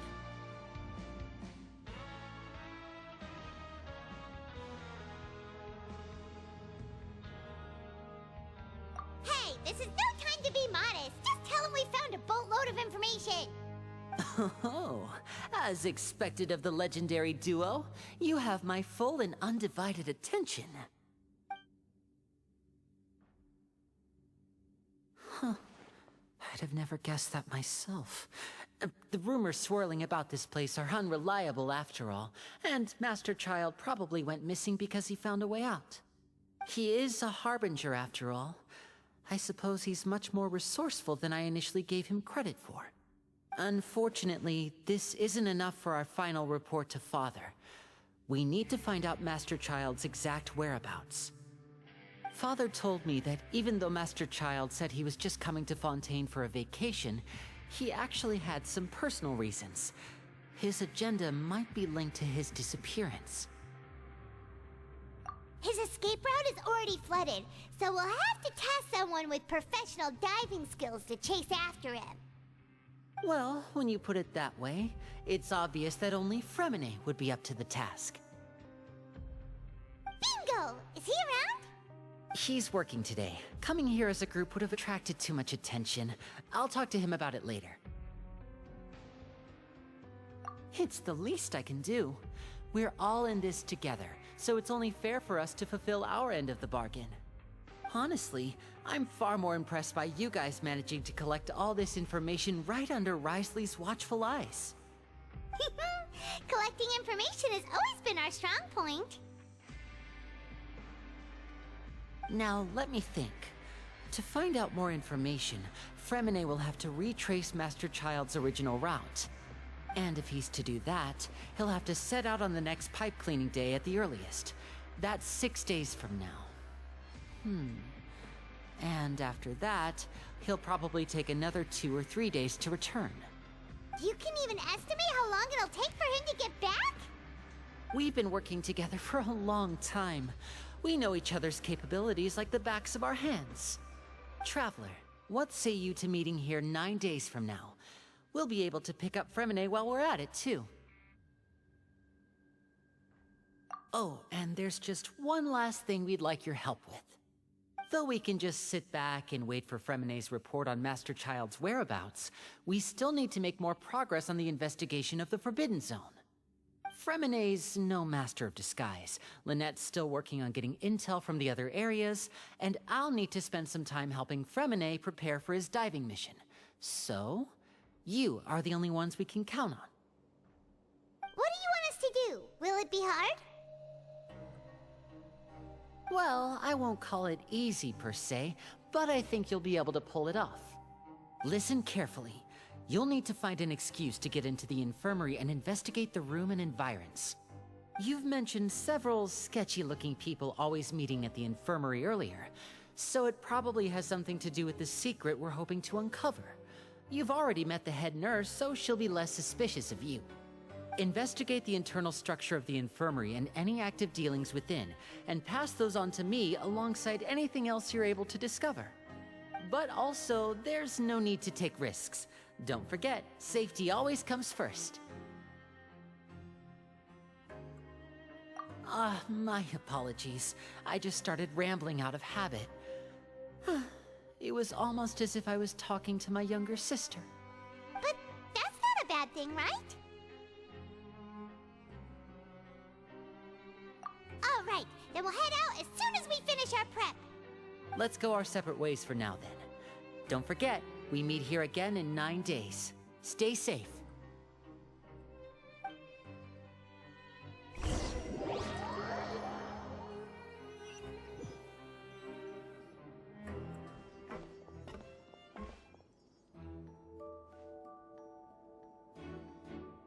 Hey, stay here for now. Paimon will take a peek. There seem to be several people inside.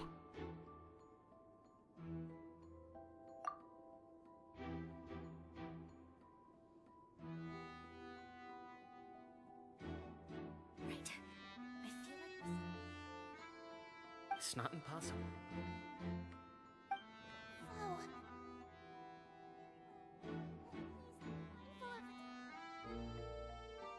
Oh. It's a bit hard to understand them from here, so why don't we just try to talk to them in person? Let's go as soon as you're ready.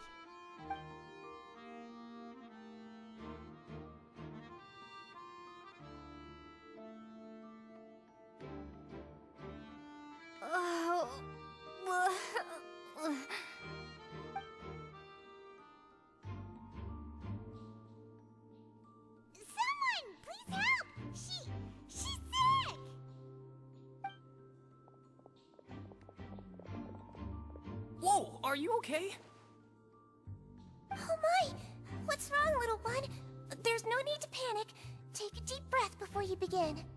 The traveler started complaining of a stomachache, and then nausea, and then collapsed onto the ground. Paimon doesn't know what to do! Freezing limbs, twitching fingers, and pale complexion? Could it be poison? Let me take a look. Please, lie down over here. Don't worry, I'll get you to the bed safely. Here, hold on to my shoulder and walk slowly.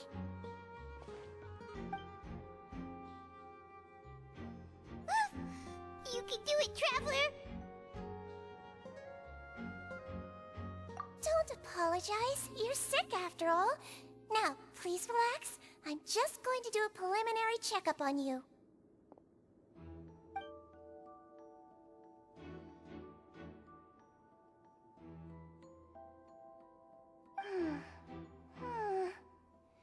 I see now.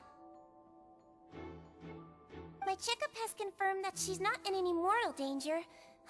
That's our worst fear out of the way. Eh? Oh, that's good. But... I'll continue my diagnosis of the patient now. Please, relax and take a deep breath.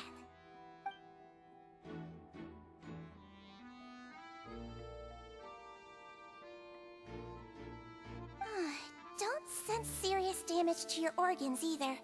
Does it hurt when I press here?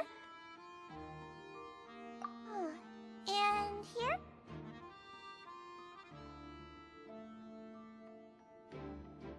Huh? But based on my initial checkup, there shouldn't be a problem here. Oh, how strange.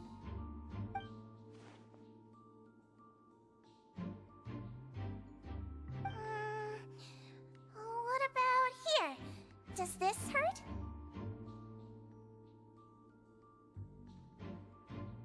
Oh, I understand.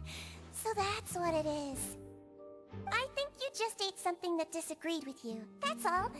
Nothing too serious. Outside of a pretty bad stomachache when it decides to act up. So that's what it is. Thank goodness it's not anything more serious. And there have been other inmates complaining about the food recently. I'll inform our head chef, Mr. Wolsey, of this problem as soon as possible. Congratulations! The health risk is incredibly low, so you should recover within a couple days. Why don't you take a rest here while I go get some medicine for you? Miss Levine, I'll have to trouble you to help me look after this new patient while I'm gone. Very well. And she hopped away just like that.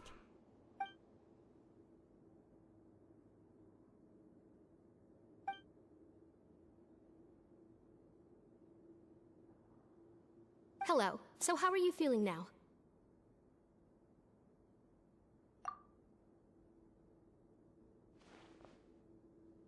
Her stomach ache's really bad. She was stumbling about the whole way here, so Paimon's really worried. If Miss Sijuin says it's not a serious problem, then there's no need to worry. She's the best medic we've got down here. But it also looks like she's the only medic you've got down here. Well, that's true. What do you mean, that's true? That's really misrepresenting the situation. Of course I can't speak for the whole fortress, but it's not like everyone imprisoned here is useless, you know? Though they may have committed crimes and gotten locked up here as a result, they still know a thing or two about medicine, and they help Miss Sijuin take care of the sick and injured. Yeah, you're right. But did you have to lecture me about it in front of another patient? Aren't you a patient too? Where did all your energy come from? That's correct. Sorry, I got a bit ahead of myself. Are you two also sick? We've been sick a while. I come back every once in a while for checkups, and to pick up the medicines Miss Sijuin prescribes for us. That's just the nature of chronic illnesses. As for her... You could say she fancies herself as Miss Sijuin's capable helper because she learned a bit of medical knowledge ages ago. Please watch your mouth, Mr. Jurier. Don't forget that you are the primary reason I have frequent heart palpitations. Hey, don't start arguing now. Please, keep it civil at least.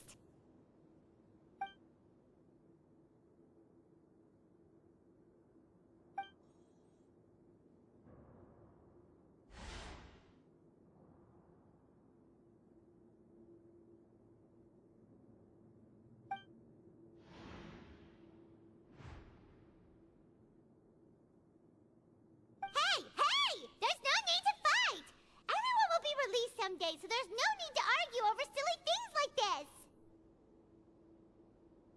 this. But... Release. It's way too early for us to even think about that. And who the heck knows if we'd even be able to continue our previous lives?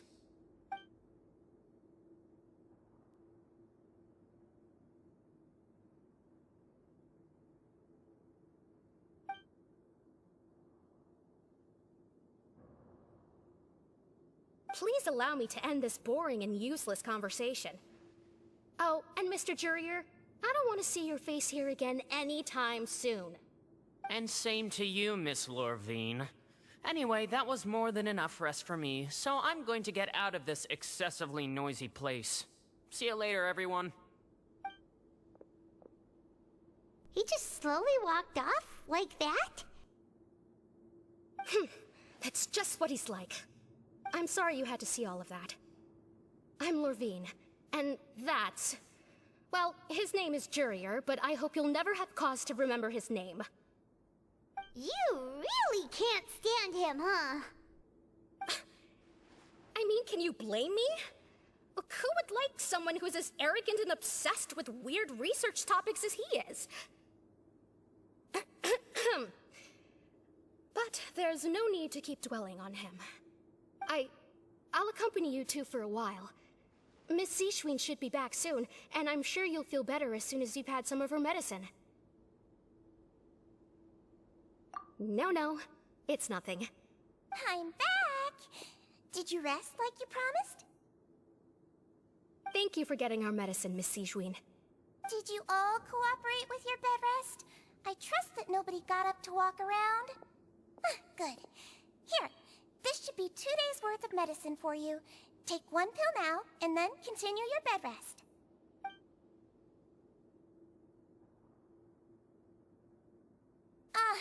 Miss Lorvine, I left in a bit of a hurry just now. Do you still remember if we discussed the color of the pill that you should be taking today? I remember. You said it should be yellow. Yellow, huh? I understand. These are yours. Please, make sure to go to bed early after taking them tonight. You'll benefit from a good night's sleep. All right, then I'll also be on my way now. I hope you feel better soon, too. See ya! I'm going to fill out your medical record now. You're widely known as the Traveler, right? I just want to double-check a few details, if that's all right with you. Those two made quite the commotion just now, so why don't we let the Traveler rest? Paimon can answer the questions instead. So her primary symptoms are abdominal pain, with secondary symptoms of nausea. Is there anything else? That's it. All right then. Is there anything we should know besides to take the meds? No, her base constitution is quite good, so I'm sure she'll recover quite quickly after taking the medicine. Please, make sure to stick to bland or less stimulating foods, and don't stay up too late at night. Got it! Paimon will hold the Traveler to that for sure.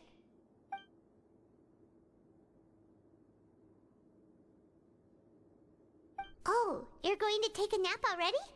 Okay then, you get some rest.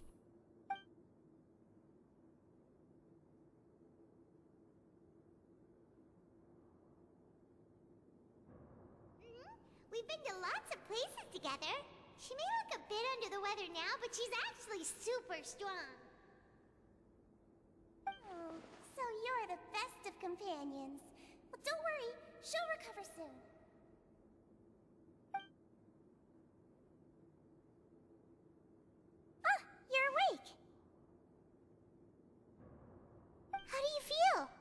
slept for a really long time, but we never left. Well, now you can go back without a worry in the world. Remember to take the meds regularly, and don't forget, bland foods. Thank you, Miss Sijuin!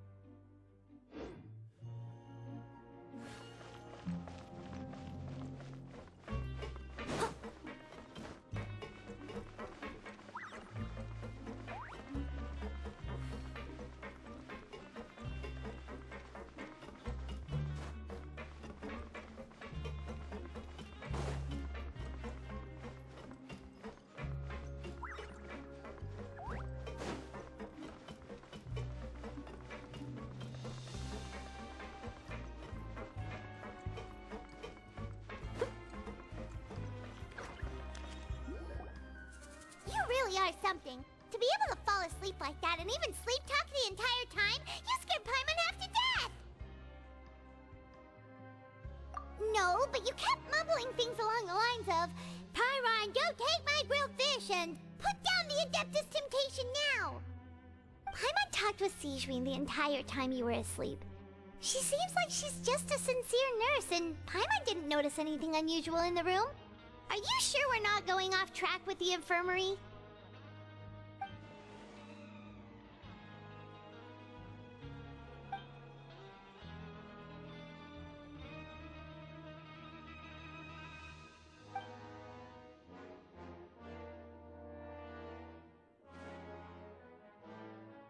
Whoa! You really are super thorough! All those tiny little suspicious things that Paimon didn't even pick up on! We've gotta give the info to Linny!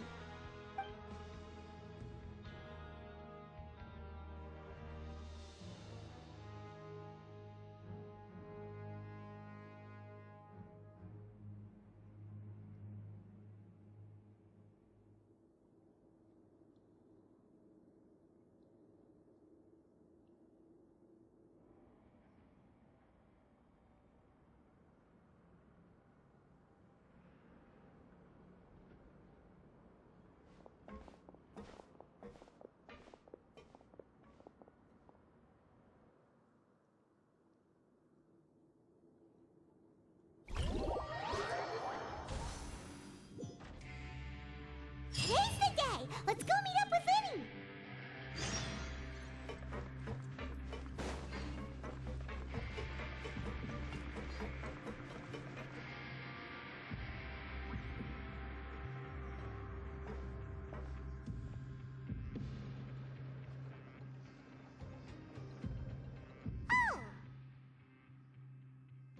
Hmm?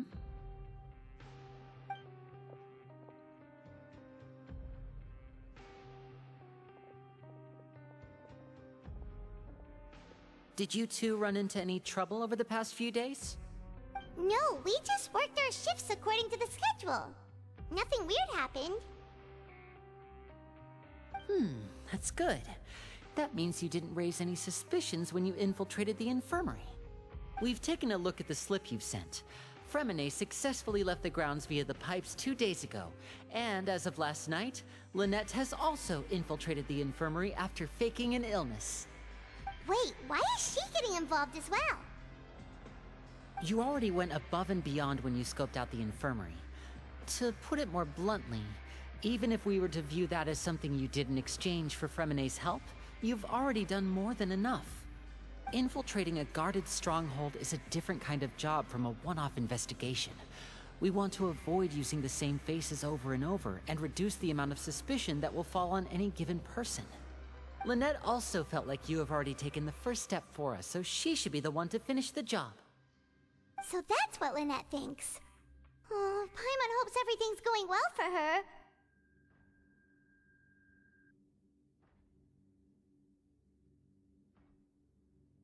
Then, let's go check on Lynette before Fremine returns. If everything went well, then she should be wrapping up her investigation right about now. Is now really a good time to go over? According to my observations, Sigewinne always spends around half an hour away from the infirmary right before lunch. Also, I'm her brother, remember? It's only natural for an older brother to care about his younger sister's well-being. Okay, then let's head over right away!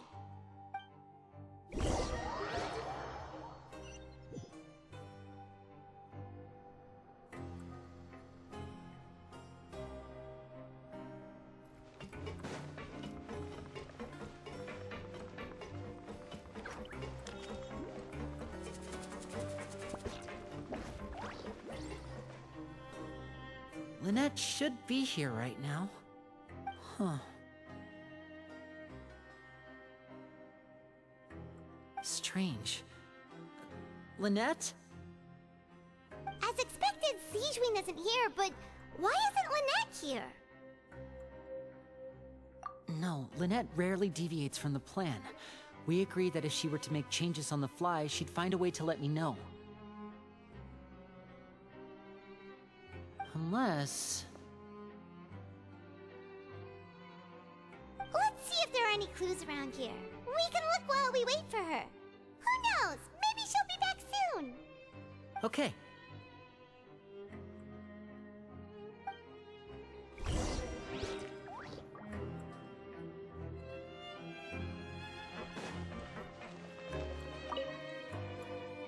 There are some books here and a few files. They all look like medical records. Advanced nursing, how to raise the spirit of your patients, a quick guide to the psychology of emotions, and the meaning of laughter. These sure are some interesting books. Who knew Sigewinne would be interested in these kinds of things? She even has books on understanding people's motivations and feelings. Is it because she's a Melusine? Or does she have a need to understand her patient's emotional state? Seems quite normal to me. These are skills that would come in handy for a nurse from time to time.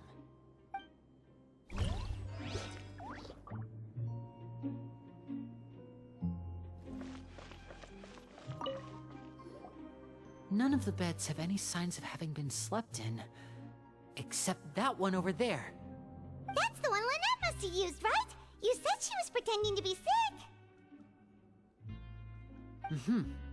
She would have said her migraine was having a particularly bad flare-up. Generally speaking, the head nurse would then ask her to lie down and rest, while she left to retrieve the medication. Which means, either the head nurse didn't return the entire time from when Lynette laid down up until she left the bed, or the nurse intentionally left it this way.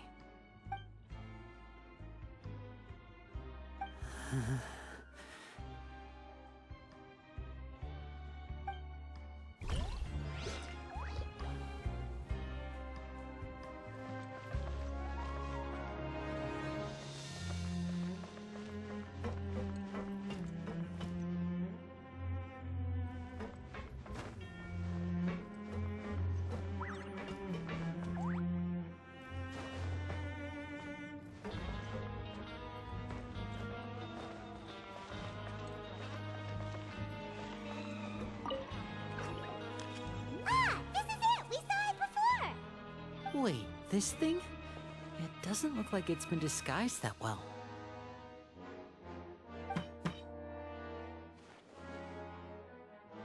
The space behind it is empty. From its size, I don't think it's an entrance that is meant to be taken apart. There's probably a mechanism around here somewhere. Could Lynette have tried to get inside? But if that's the case, she would have contacted me for sure.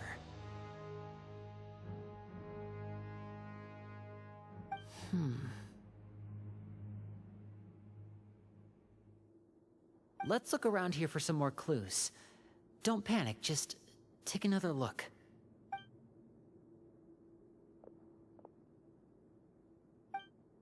Hey,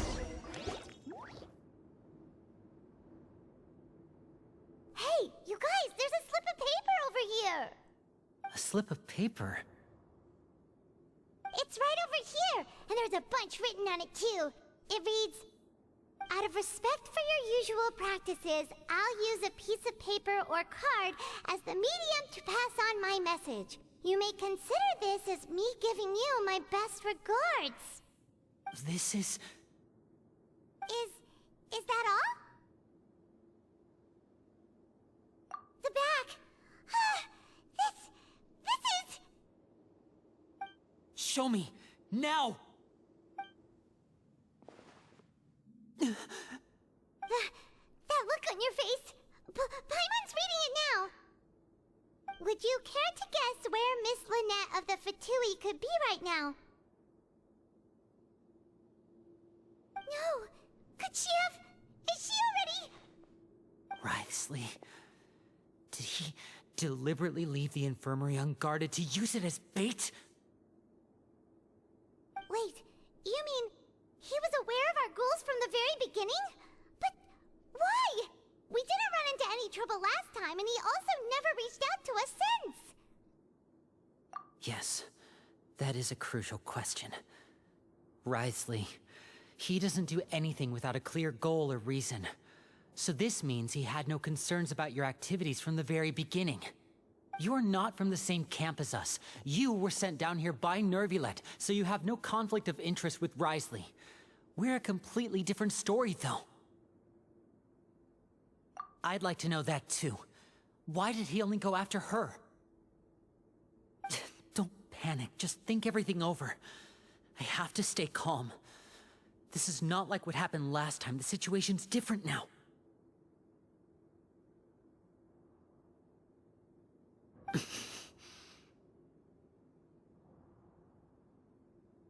Wait, you're right. Wait, but that means... The fact that Fremine was able to leave the grounds... Could Wriothesley have let him go as well? But what does he gain by letting Fremine leave like that?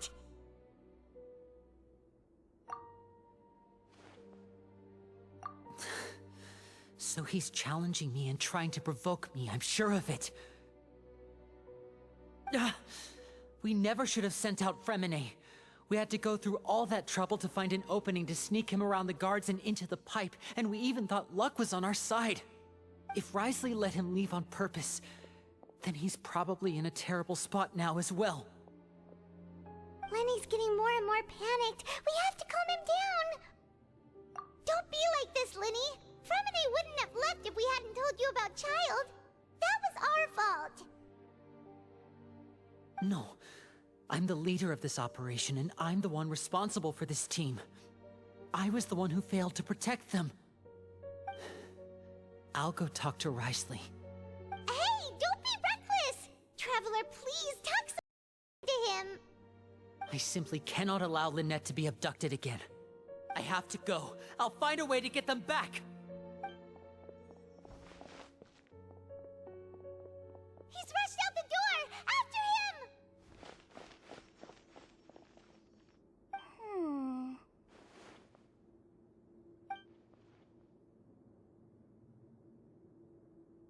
Right. I feel like we still have some room to make changes on these details. It's not impossible, but it'll require extensive testing. Is that so? Very well. Then please be mindful of the time. Huh? Is someone? Pack everything up. Whoever's outside is eavesdropping. They'll probably come in once we stop talking. Someone! Please help!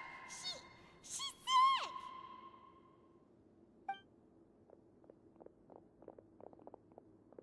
Whoa, are you okay?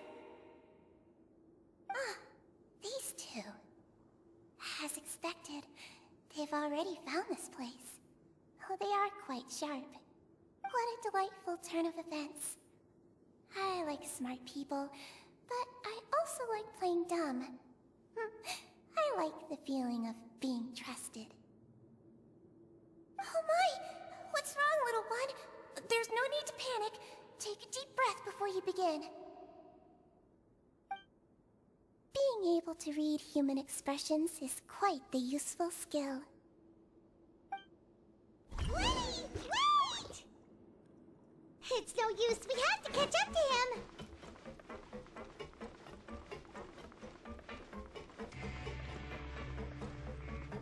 He's already out of sight. How is he so fast? Let's go head him off at Risley's office.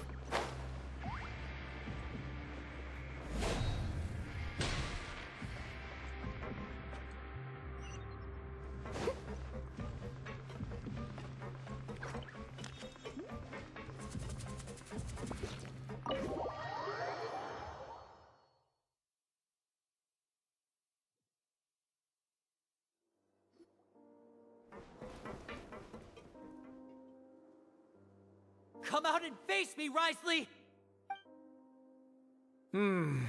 Aren't we at an administrative office space? Why don't you at least try to follow even a couple rules from the fortress's indoor management regulations? What did you do to my sister? I ran into the young miss at the infirmary. I'd heard that she was suffering from quite the migraine, so I decided to invite her over for a cup of tea. I do have some teas in my collection that can work wonders against such an illness. Stop joking around! Where did you take my siblings? I have also heard that your performances are quite the spectacle. Miss Lynette would sometimes enter a box filled with water, only to emerge the next second from another place altogether. Maybe she'll appear behind you right now if you were to turn your head. Is he trying to trick me into turning my head? No, he's probably not looking to attack me right now. All of the hostages are in his hands, and he's even in the mood for small talk. That means Lynette is probably still alive. You knew we were investigating the infirmary from the start, so you deliberately aroused the Traveler's suspicions and baited us into continuing our investigation, just so that you'd be able to kidnap Lynette. As for Fremine, no, you probably didn't even interfere with Child's escape. You let him go, so you could purge the Fatui members that we had planted into your ranks. There was no need to do so. The Fortress of Meripede is a pretty pleasant place. Most people enjoy their lives here. The only ones who act differently are those with personal agendas. It was quite easy to identify your colleagues. You removed our original members and spread the news of Child's escape so Father would assign our team to come down and investigate. Fremine has also fallen into your hands, right? If you're oh so omnipotent and so in control, why would you need hostages? One correction. Lynette is in my hands right now, but Fremine is not.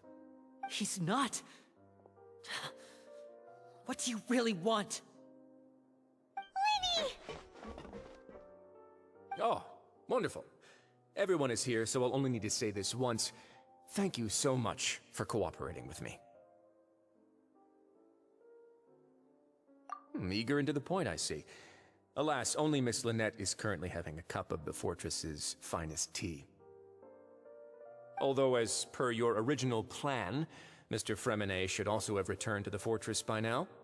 But he has neither shown up within my gates, nor has he been taken into any kind of custody.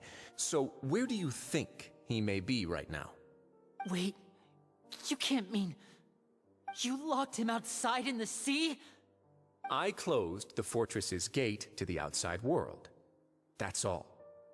Fremine's a star diver, so he should be fine, right? No, we're still here, so he'd definitely try to find a way to come back for us. So we can't assume he might have made a break for the surface. But why would I do this, you may be asking? To have an audience with you, of course.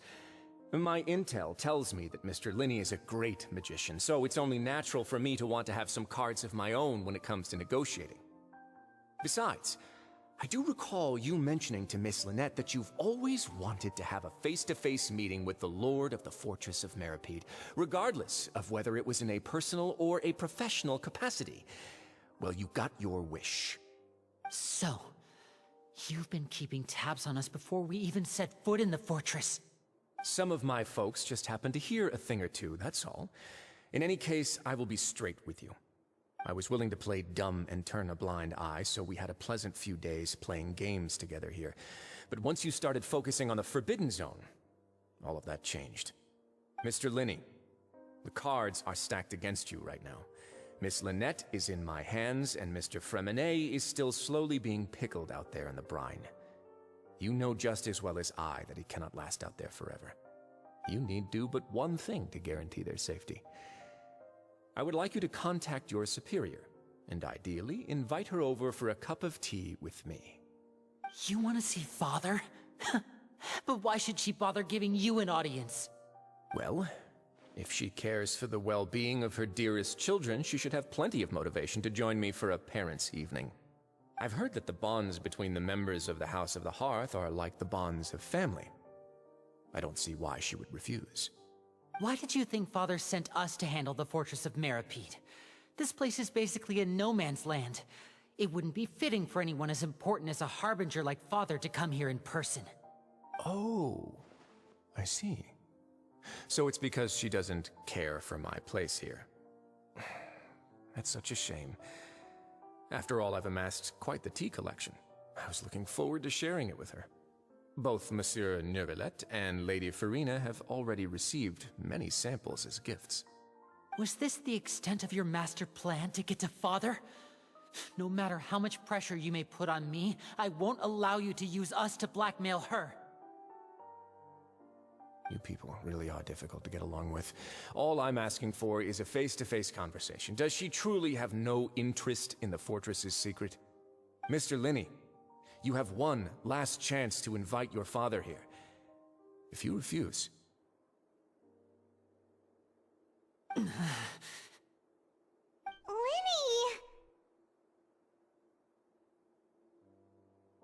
Instead of asking why I'm doing this, why don't you try to see things from my perspective for a second? From the very beginning, the Fatui has been actively infiltrating my fortress.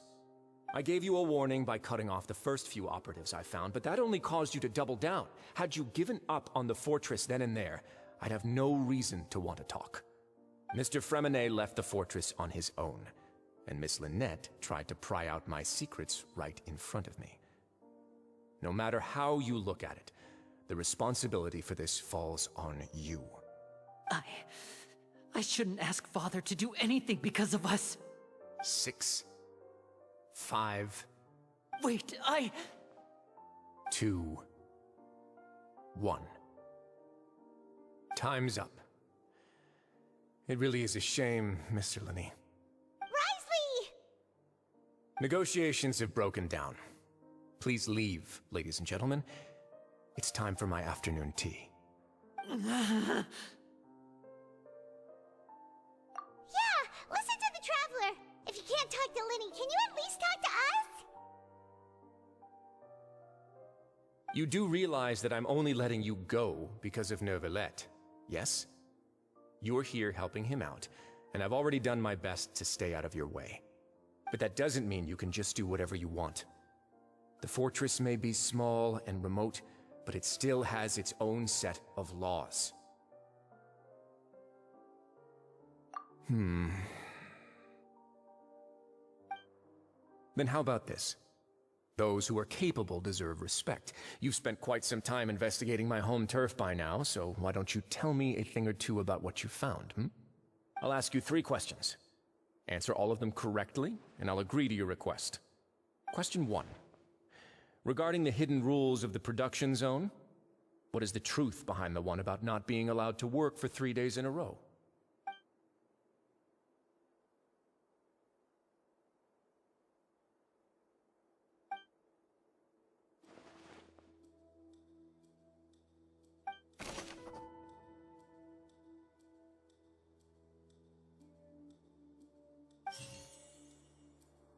I've been told that the infirmary is always empty for the half hour just before lunch. The Fonta promoter has been struggling because he doesn't recognize the real value of coupons. We often see Miss Sijuin observing the prisoners at work near the production zone. It seems Fonta's internal reports suggest that they're starting a new trial of an unnamed and unpackaged product. But the product has to undergo a trial. The research note said that the Melusine race perceives the world very differently from humans. Because, according to Collins, the Pancration tournament only took place because the Fonta company sponsored it. I've been told that the infirmary is always empty for the half hour just before lunch. But what could Sijuin be doing during that time? The Fonta promoter has been struggling because he doesn't recognize the real value. We often see Miss Sijuin observing the prisoners at work near the production zone. It seems like she can perceive the general state of a...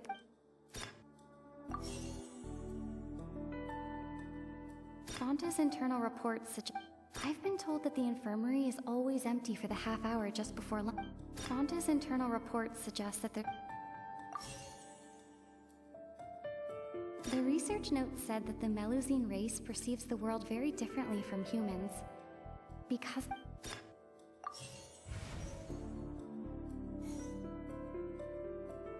The Fonta promoter has been struggling because he doesn't recognize the... I've been told that the infirmary is always empty. According to Collins, the Pancration tournament only took place because the Fonta company sponsored it. The Fonta promoter has been struggling...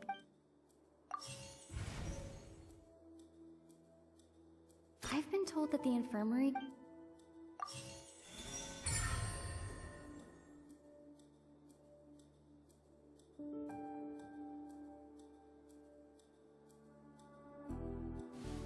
So that's what's going on. Paimon understands it now. Who would have guessed? The hidden rule of the production zone. People are not supposed to work 3 days in a row, and if they do, they'll get strange meat in their welfare meal. At first we thought this strange meat must have something to do with the people who disappeared, but in reality, they were all prepared by Sijuin, the head nurse.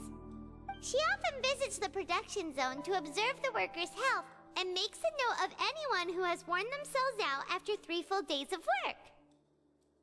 Out of her sense of duty as the head nurse, as well as her genuine concern for the workers' health, Sijuin visits the cafeteria right before lunch and cooks an extra dish for those who can use the stamina boost.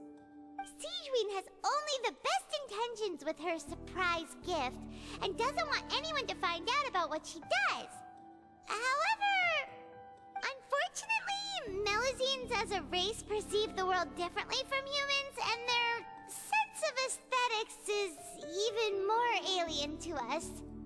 The recipients of her lovingly prepared special meals cannot taste the care within and usually just freak out. Are we on the right track? Not bad. You've uncovered Sijuin's secret and even guessed her intentions correctly as well. It's nice to know that her efforts have not gone unacknowledged. All right, now for my next question. There are also some hidden rules in the Pancration Ring, including the one that you're not allowed to support both sides of a fight. Why is that?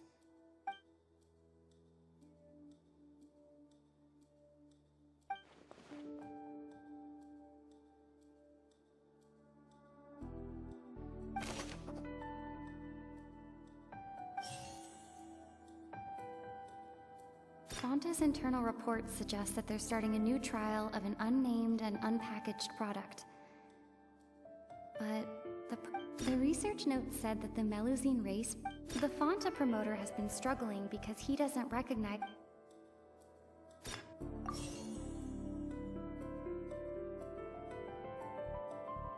Fonta's internal reports suggest that they're starting a new trial of an unnamed and unpackaged product.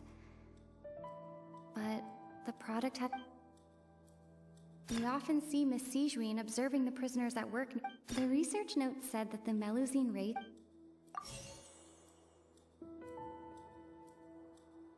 According to Collins, the Pancration tournament only took place because the Fonta company...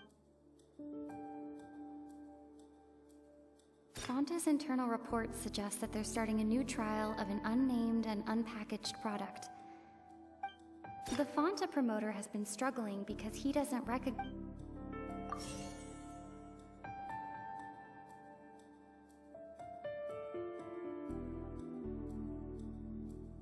We often see Miss Sijuin observing the prisoners at work. I've been told that the infirmary is...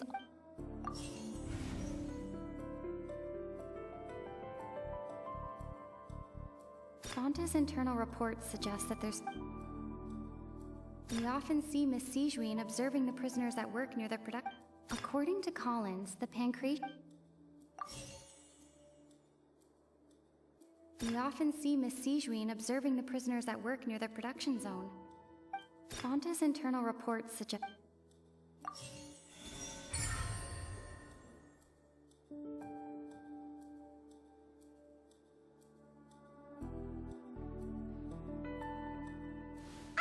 Paimon gets this rule too now, so there really was nothing to be afraid of.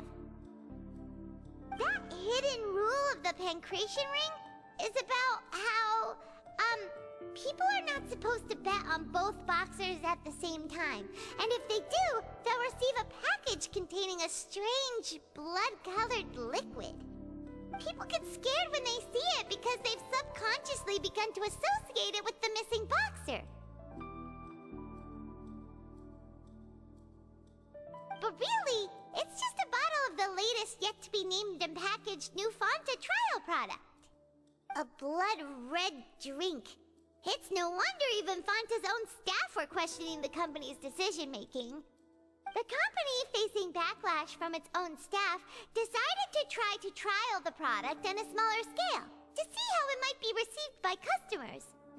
They came to the Fortress of Meropide and offered to sponsor the Pancration tournament so they could push their new product. But the Duke completely refused to even entertain the idea. The Duke, knowing how valuable coupons are in the fortress, knew that only total idiots who didn't understand their true value would bother buying a Fanta product here. And so, only those who proved their stupidity by being dumb enough to bet on two opposing sides of the same match were selected to receive the drinks. I acknowledge the effort you've put into bringing the truth of this mystery to light. Although, based on your description, that Fanta promoter is a bit too careless with his words, I may just reconsider my collaboration with the company. All right, and here's the final question.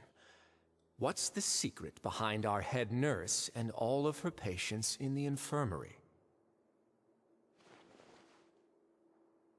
Stop your cruel and pointless games, Risley!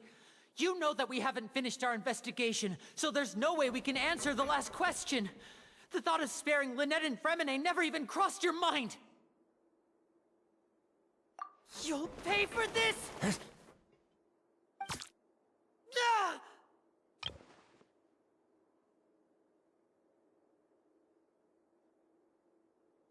Lenny, are you alright? Oh, close one. I owe you, Sijuin. That was a fantastic shot. It was nothing, Your Grace. Sijuin?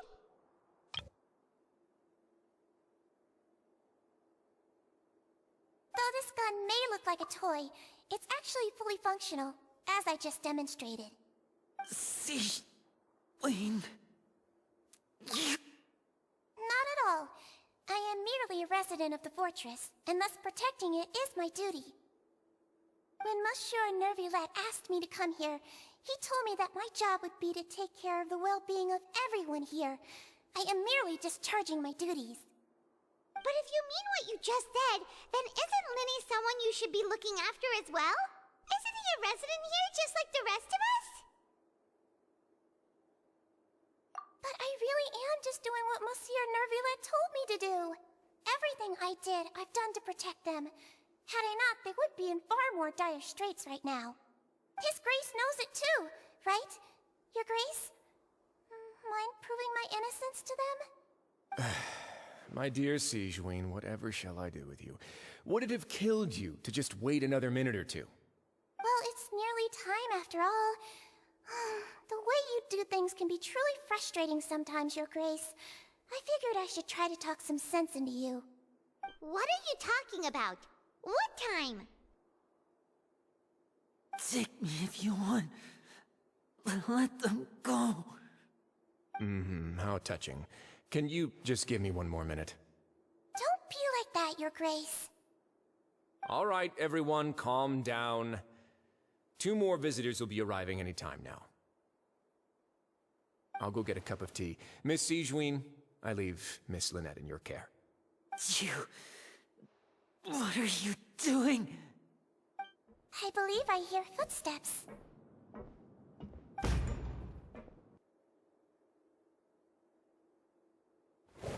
Some space, please.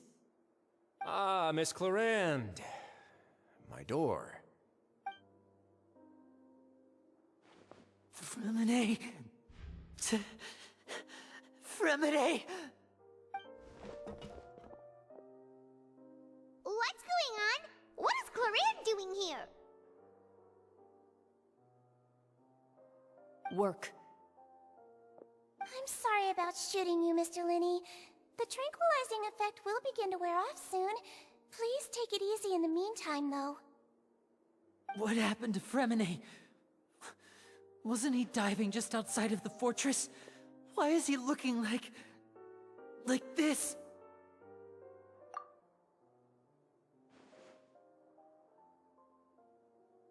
A flushed face, an accelerated pulse. He must have consumed primordial seawater. What did you say? Please, make some space. I'll need to give Mr. Fremine a more thorough checkup. Your Grace, I'll leave the rest to you. I'll talk to Clarande while you get Fremine to where he needs to be. Everything else can wait.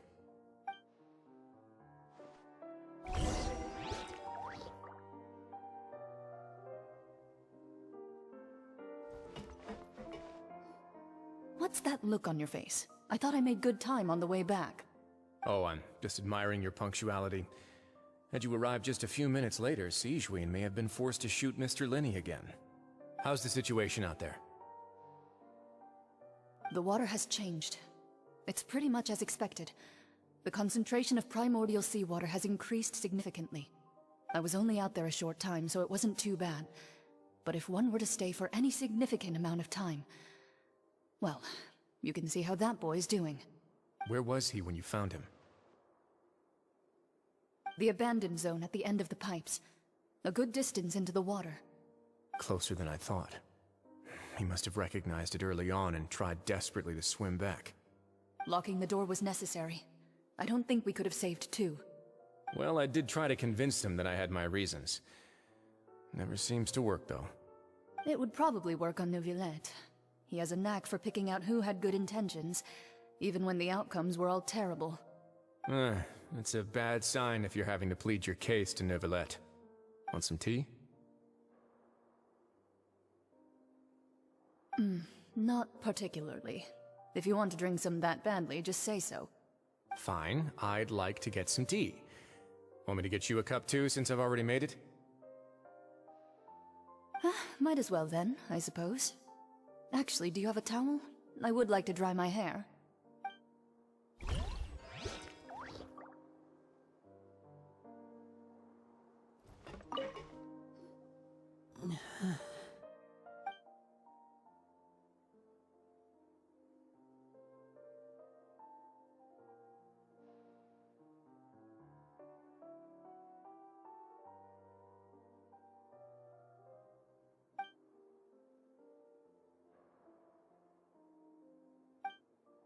How is he?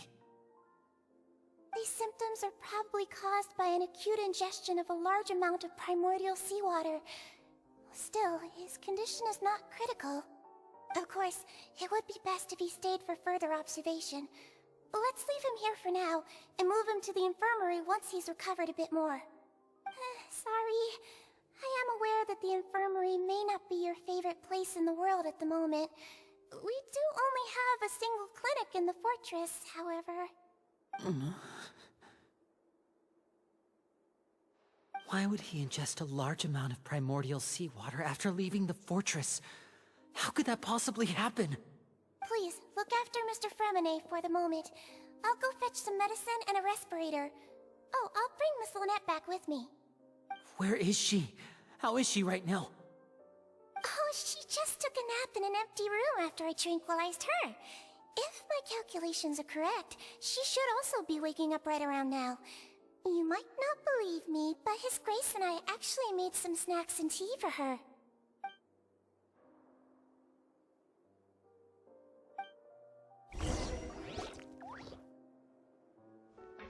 Linny, are you okay?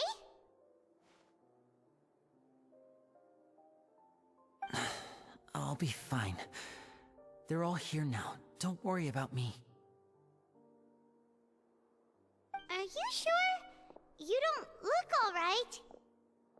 My hands and feet are still a bit weak, but that's probably just the residual effects of the tranquilizer shot. I'm back, everyone. Lenny! Oh, Traveler, Paimon, you're here too. Remine? Is he... He'll be fine. But for now, please help me lift him up.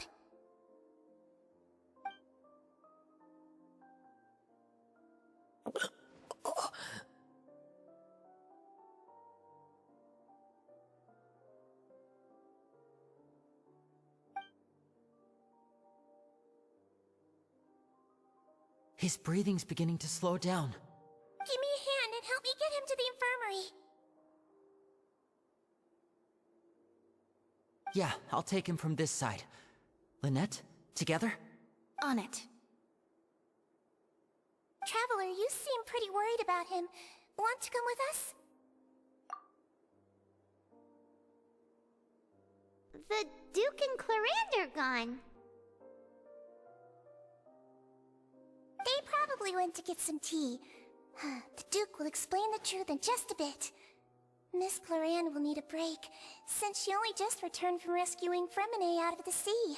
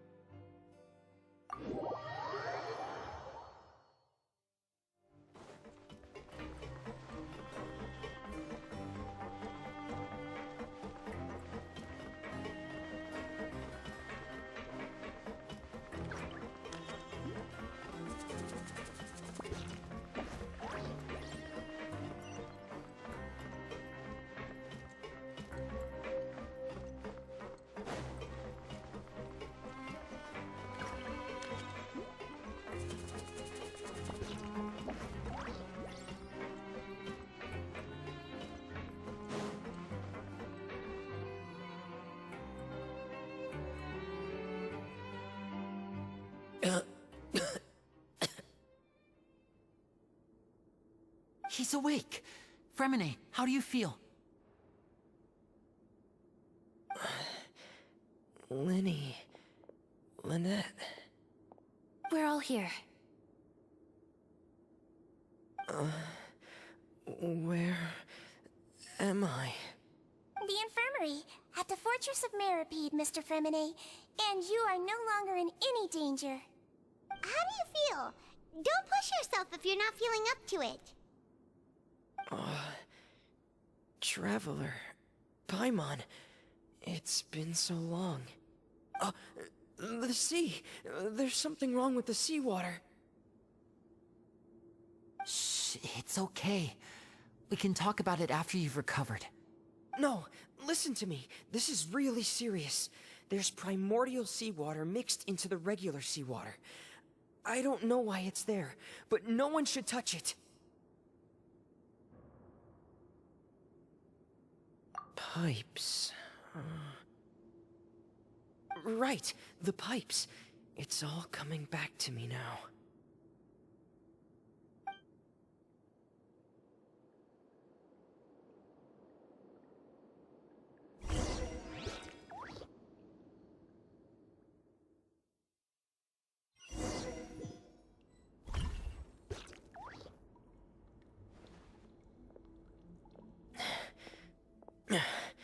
I'm in. Seems like this pipe hasn't been used in a long time. It looks abandoned.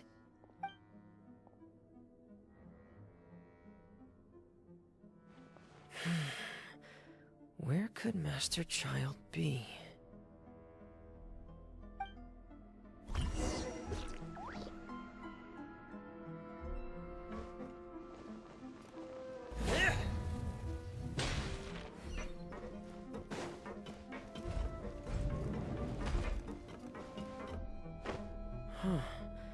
This mechanism looks like it's been tampered with.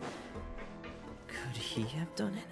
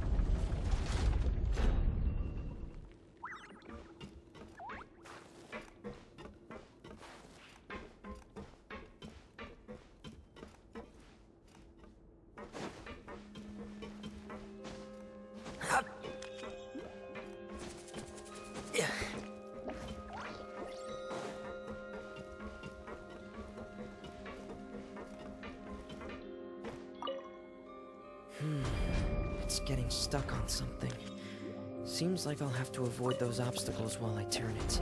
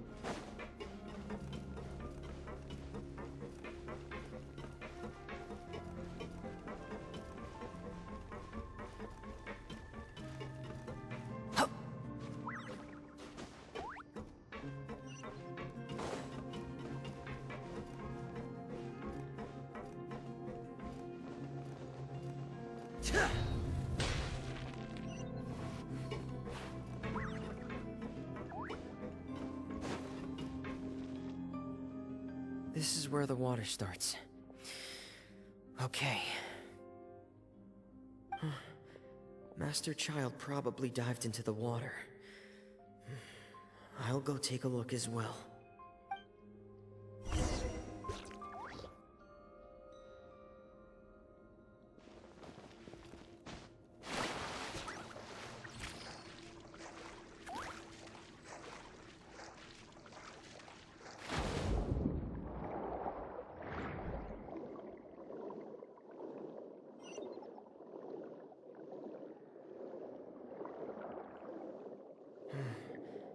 The vegetation here is a bit more sparse. These traces aren't natural. A person must have left them, and recently. I should be going in the right direction. There are traces here too. I need to keep going. Huh? The traces are gone. But I don't see where he could have gone from here. Wait. What the?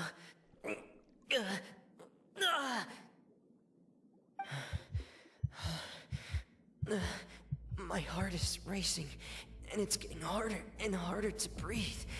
What's going on?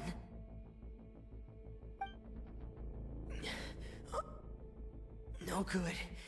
I have to get back. They still don't know anything about what's going on. If I turn back right now, I should still be able to make it.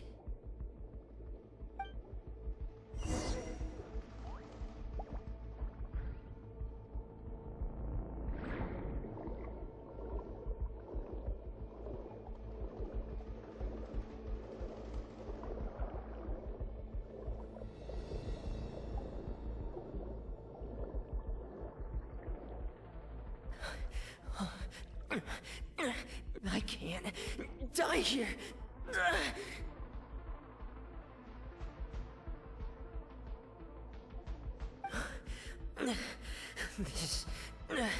This is bad. I'm feeling worse and worse, and I'm still underwater.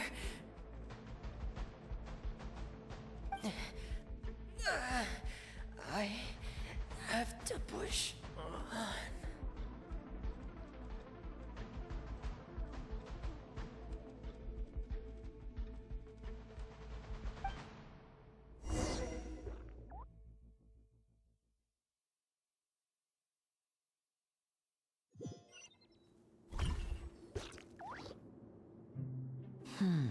So, in other words, the trail you were following vanished, and you had no idea where Master Child could have gone, but there was also no obvious place for him to have disappeared to.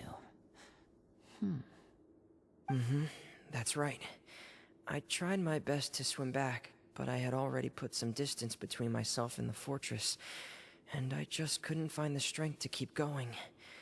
I probably passed out some time after that, and you know the rest.